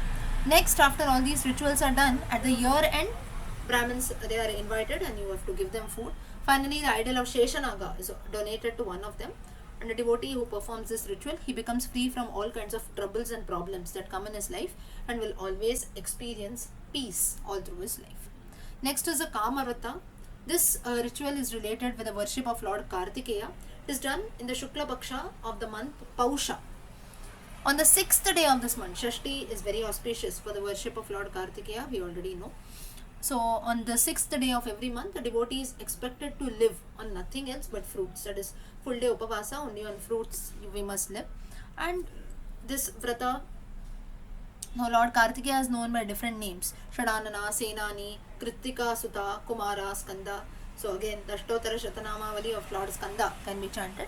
This vrata also concludes by feeding Brahmins at the year end. It is also expected to be done for one whole year. You make donations, give in charity, and so on. Again, a person who does this vrata will have all his wishes that are fulfilled. Next is the Arogya Vrata. It is related with the worship of Lord Surya Narayana, who has got different names: Aditya, Bhaskara, Ravi, Bhanu, Surya, Divakara, Prabhakara. So the 12 Surya Narayana Namas that can be chanted, I think that has already been shared on the group too. You can refer to that. And a devotee should observe fast on the 7th day of any month, of any Hindu month. Now whenever I am telling you 7th day, 8th day and so on, please note that it all relates to the Hindu months. Okay, it's not the English, the Gregorian calendar that we follow, it is not that. It is all the Hindu months that are there. So this vrata, Arogya vrata, is followed on the 7th day of any month you can start, and you worship Lord Surya Narayana. You must observe a fast, and the fast is broken on the next day, that is on the Ashtami, 8th day. This ritual also can be done for 1 year, and a devotee who observes this vrata will be free from all kinds of diseases and enjoy a healthy life. Lord Surya Narayana, Lord Surya himself is known to uh, mainly cure eye diseases. So health and for healthy life in all, this Arogya Vrata is done. Next is the Putra Prapti Vrata. It starts on the 8th day of the Shukla Paksha of the month of Bhadrapada. It consists of taking a sankalpa on the previous day, that is on the Saptami day, by worshipping Lord Srihari on the next day with appropriate rituals. So that is on the 7th day, on the Saptami you take the sankalpa, and on the 8th day you start the worship of Lord Hari. Now different offerings are made using barley, sesame seeds, ghee. So mainly sesame seed laddus we can make and observe as prasada. Next is this vrata is concluded by feeding Brahmins, making donations. It continues for 1 year starting from Bhadrapada. It should be done on the Ashtami of every month. A person having no children will be blessed with a son with total devotion if this vrata is observed. And this vrata is also popularly known as Krishnashtami. This also helps a devotee to become free from all kinds of great, even any terrible sin and mistakes, all that also a person will be free from all that. Next is the Shaurya and the Sarvabhauma Vrata. It is related with the worship of goddess Durga. It is observed on the 9th day of the Shukla Paksha of the month of Ashwin. It again starts by taking a sankalpa and a fast on the previous day, that is on the day of now usually Ashtami and Navami both are famous for the worship of Lord Durga. So usually you must take a sankalpa on the Saptami, that is on the 7th day itself. So what you do is you take a sankalpa and you observe a fast on the Saptami. Fast is broken on the next day Ashtami by having fruits and so on, and then you start with your actual puja and everything on the 9th day Navami. So this is how the process is done. On the Saptami day you take a sankalpa, you start your fast, you break your fast on the day of Ashtami by consuming fruits and so on, and from the day of Navami you start your puja. Now on this day is where we call the Kanya puja and everything has to be done. So Ashwin month, if you see, is somewhat near Navratri, right? Bhadrapada, next month is Ashwin. So that's where we call a lot of Kanya girls, young girls, we call them. We have to also worship, consider them to be a form of goddess Durga only. And one who observes this vrata will always have valor, strength, power, and so on. Sarva Bhauma Vrata, this is also related with the worship of all 10 directions, which are considered as goddesses. A fast is done on the 10th day of the month of Kartik, and it lasts for a year, everything in the Shukla Paksha. A devotee observes fast on the 10th day of every month, and it is said that this fast should be broken at the end of the day by having rice and curd, that is curd rice. Now usually remember that curd rice should not be mixed together and eaten. Like usually when we have curd rice, what we do is, whenever we consume, now mostly we don't do it that way, but still in few houses we have this ritual wherein curd and rice they will mix together and then you put it on the plate. That should not be consumed. Apart from the Naivedyam that we do for Lord Hanuman, then we make curd rice, that is different. You mix curd and rice together. But usually normally when we have at homes is first you put rice on your plate and then you pour water. Then you put curd. That's how we have to mix it with our hands. So for Naivedyam, whenever you prepare, for Naivedyam when we prepare, it is fine if you mix both curd and rice together. But whenever we want to break a fast or you are just eating something at home, as far as possible, especially to break a vrata, we must never mix both curd and rice together. First a few you can say a few grains of rice should be consumed, and then it should be mixed with curd slowly, and that's how it has to be consumed. So this vrata, that is the Sarva Bhauma Vrata. Now Shaurya, Sarva Bhauma, both are related to the worship of goddess Durga and the 10 directions. The fast is broken by consuming rice and curd. Then a devotee observes this fast for 1 year. He achieves success in whatever he does. He cannot be defeated at all. Next is the significance of the Dhenu Dana. Now what is this Dhenu Dana? With this different vratas end about, and it starts with the significance of different Dhenu Dana. Now what is Dhenu Dana? Dhenu is cow. First is the Til Dhenu Dana. Now an idol of cow is made from sesame seeds. Sesame seeds are powdered and idol of cow is made. And this is donated to a Brahmin. Now here there are certain measurements that are given, and just tell you, this idol should not weigh less. The weight of this idol should not be less than 16 prastas. Now what is the 16 prastas? 16 prastas is equal to 4 kudaus. Now these are all ancient units of measurement. Today's times we cannot make all these cows and so on, so you can just note down for your information. Similarly, a calf idol should also be made, and apart from these idols of cows, calves, the devotee should also donate deer skin. Deer skin, now we get it sometimes in puja shops just for puja purposes, and while donating he should always pray that all my wishes, and if I am experiencing any kind of scarcity in life, all that should be fulfilled.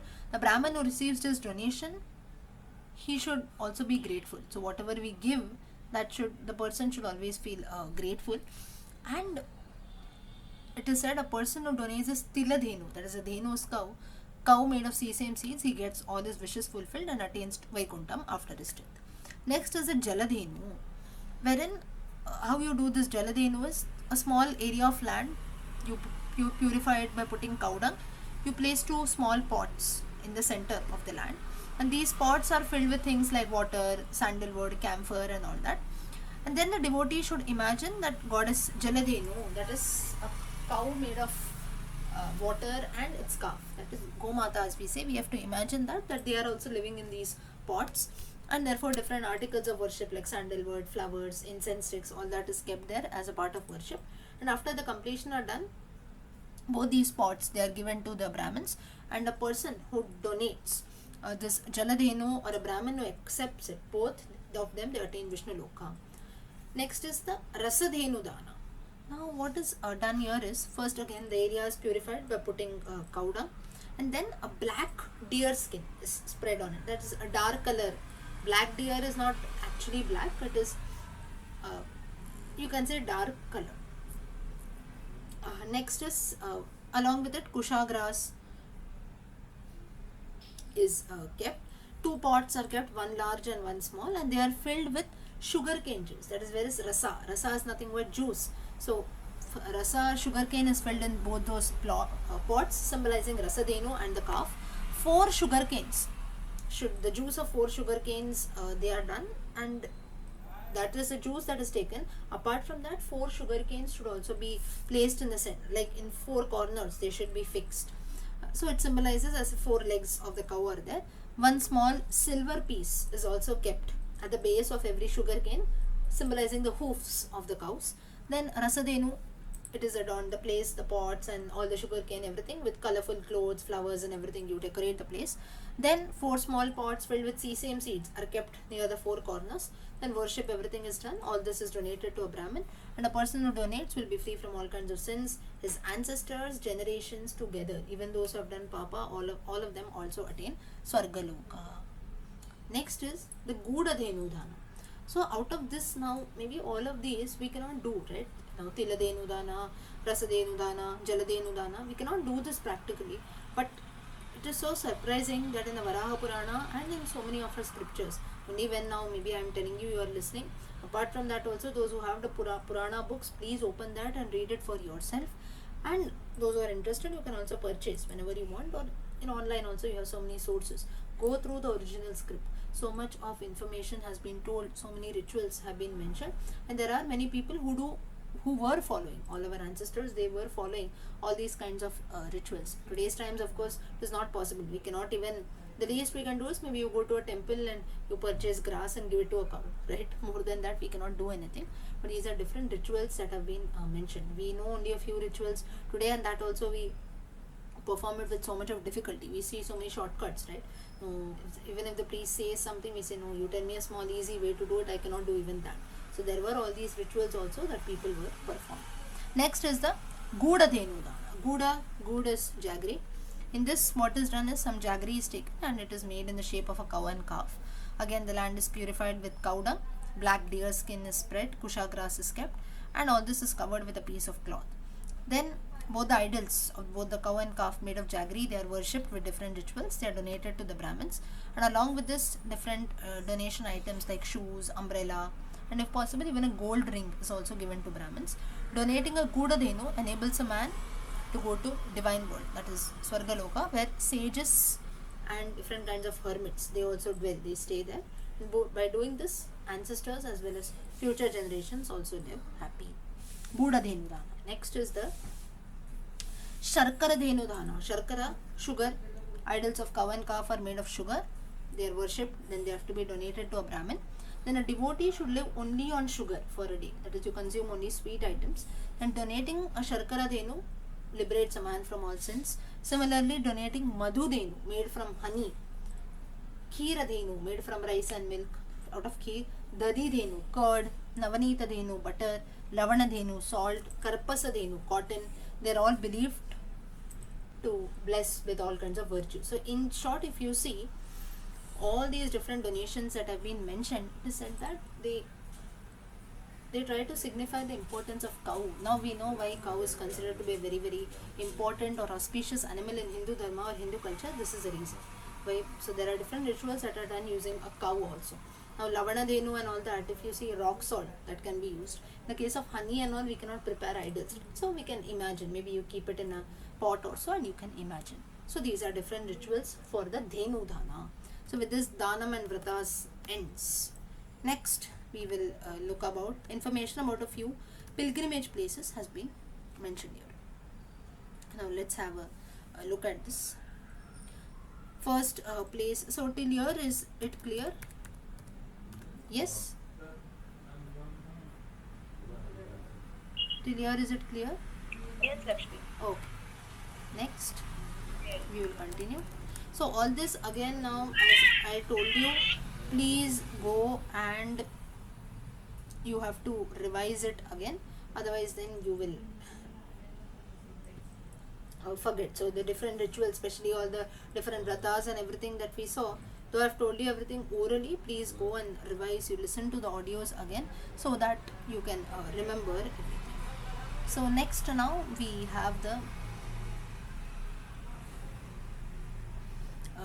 significance of different pilgrimage places. First is the Kokamukha Tirtha. Now Kokamukha, this place is somewhere in today's Nepal. It's not in today's India, geographical India. It is considered to be a place of pilgrimage in Nepal. And regarding this, it's called a Kokamukha Tirtha. So regarding this place, a story is told by Lord Varaha to Prithvi, goddess Earth. So once, it's a story of a fisherman.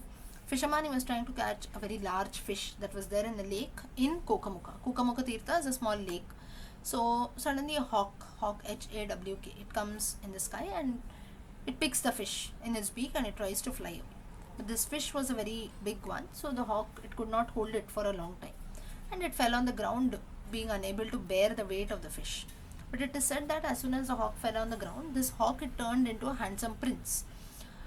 And in the meantime, what happened is that this fisherman's wife, so all this had happened on one side. On the other side, this fisherman's wife, she came there carrying some meat pieces, M-E-A-T, meat pieces in her hand.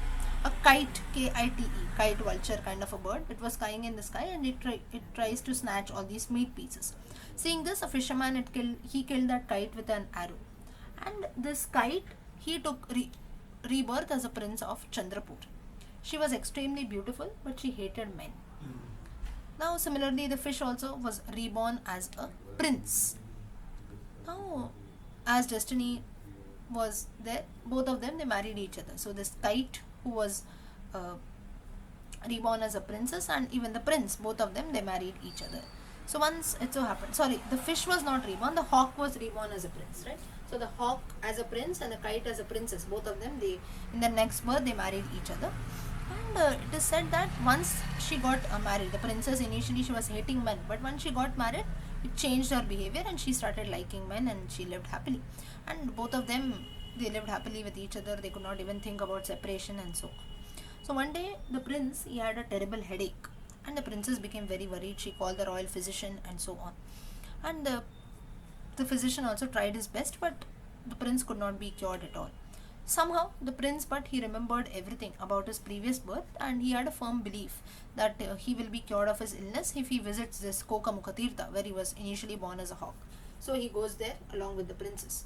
Both of them, they reach a place where they see the skeletons of a fish that was lying on the ground.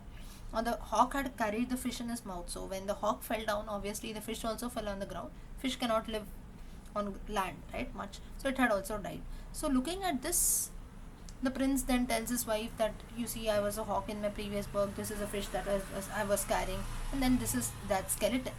And then he went on to say that, I know now why my head is paining, because in my previous birth I had fell down on the ground, and that's where the hawk, as a hawk, when I fell on the ground, my head had banged. So that's the reason why, because in this birth also it might be pain. Now these are all Puranic stories. Mainly all these stories are told to signify the importance of this Tirtha, that is a Kokamukha Tirtha. So how much you want to take, you can decide. Now the princess also, she was also aware of her past birth as a kite, and where a fisherman had killed because she tried to snatch a few meat pieces. She also told her husband that dying at Kokamukha, it has proved to be a blessing for me, because I was reborn as a princess and both of us, we have come together, and so on. So now both of them, because they worshipped Lord Vishnu, and because they could remember everything in their previous births, the prince also, he was cured of his illness, headache. And such is the greatness of Kokamukha. This Tirtha is said to be very great because it is said to relieve all kinds of pains, miseries, and so on. So this is the significance of this place, Kokamukha. Okay, next is, we have the story of Mayapuri. Mayapuri is nothing but Haridwar. Haridwar Tirtha, very very famous today. We have Haridwar, the Kumbh Mela also happening there. For this also there is a story. Again, Lord Varaha tells Prithvi. Now Haridwar was earlier called as Mayapuri. Even today also we have Kanchi, Maya. You have the words, right? Avantika, Maya, Kanchi. They are all very pure places. So there, once in this Mayapuri, there was a Brahmin called Soma Sharma who lived. He was a great devotee of Lord Hari, and he wanted to see all the divine powers of Lord Vishnu through his mortal eyes. And Lord Vishnu, he comes in front of him and tells that, as a human being, it is very difficult for you to understand about all my divine powers. But one day, but still Soma Sharma did not give up. He used to continuously pester Lord Vishnu, I want to see your divine powers, I want to witness all that, so you have to show me. So ultimately Vishnu also had to show him. And one day what happened is that Soma Sharma goes to take bath in the Ganges. In Haridwar we know the Ganga flowing there, and it is said that just as he had taken a dip, he found himself inside the womb of a Nishada woman. Nishada is like a tribal woman. So immediately he found himself inside the womb of a Nishada woman. And at that time, Lord Vishnu, he started to show all his divine powers to Soma Sharma. And it was a terrible experience for him. Now you just imagine, you go to take a dip in the river, suddenly you find yourself somewhere else and someone is pulling you, you see some divine powers or so on. Such things happen only in dream, right? Usually when we see some very bad dreams, we get up and sit, right, suddenly at night. And then we feel, oh, thank God, it was just a dream. So like this, for this person, Soma Sharma also, it was a very terrible experience. He was born in the womb of a Nishada woman, and then there Lord Hari, he showed him a glimpse of his divine powers, and ultimately he vowed that inside the womb only he took a sankalpa that I am going to lead a very pure life now, I don't want any more experiences. And unfortunately what happened is that he forgot everything. Now he took birth out of the Nishada woman's womb, he took birth as a girl. He was born as a girl, but unfortunately he forgot about the vow that he had taken earlier, that he will always lead a very pure life, and so on. So then what happens is that the girl, she grew up, she married a young Nishada. She belonged to the Nishada family. She married a young Nishada. She had many children from him. And one day, the Nishada girl, who was in her previous birth, Soma Sharma, she went to take bath in the Ganga. And as soon as she entered the river, she got transformed into a hermit now, into a sage. And again she was surprised, but then she just gave up. She did not know what was happening. And what happened, what happens is, this hermit also, for a few days he stays, again he goes and he takes a bath and in the Ganges, and then again he becomes Soma Sharma. So now you see the transformation.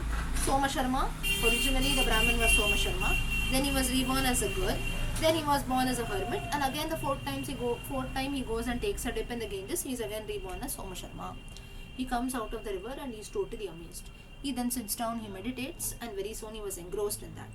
And at that time, a few sages come there and they ask him that, why are you sitting here? You had gone to take a bath, right? And we searched for you everywhere. You did not return till evening. And this Soma Sharma, he said that I don't remember everything because he said that I spent about 50 years as a Nishada woman. But these hermits are telling, the sages who have come there, they say that you were absent only for a few hours. It was like a dream for this Soma Sharma. Soma Sharma was totally confused.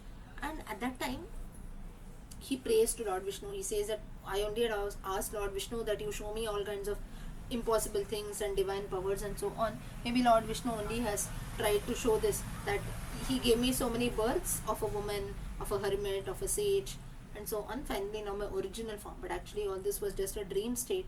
From morning till evening, I'm just sitting and doing meditation. In that, I feel that all these things have happened. But I felt as if 50 years, thousands of years have passed about. So immediately he prays to Lord Vishnu that you please lift this spell on me. I don't want to experience any of your powers anymore. And that's where Lord Varaha, now this is a conversation that is happening between Lord Varaha and Prithvi. He again tells Prithvi that this is how Soma Sharma, he wanted to witness all divine powers, impossible powers, and ultimately I then blessed him when he said that I don't want to experience it anymore, and once again he became the original Soma Sharma.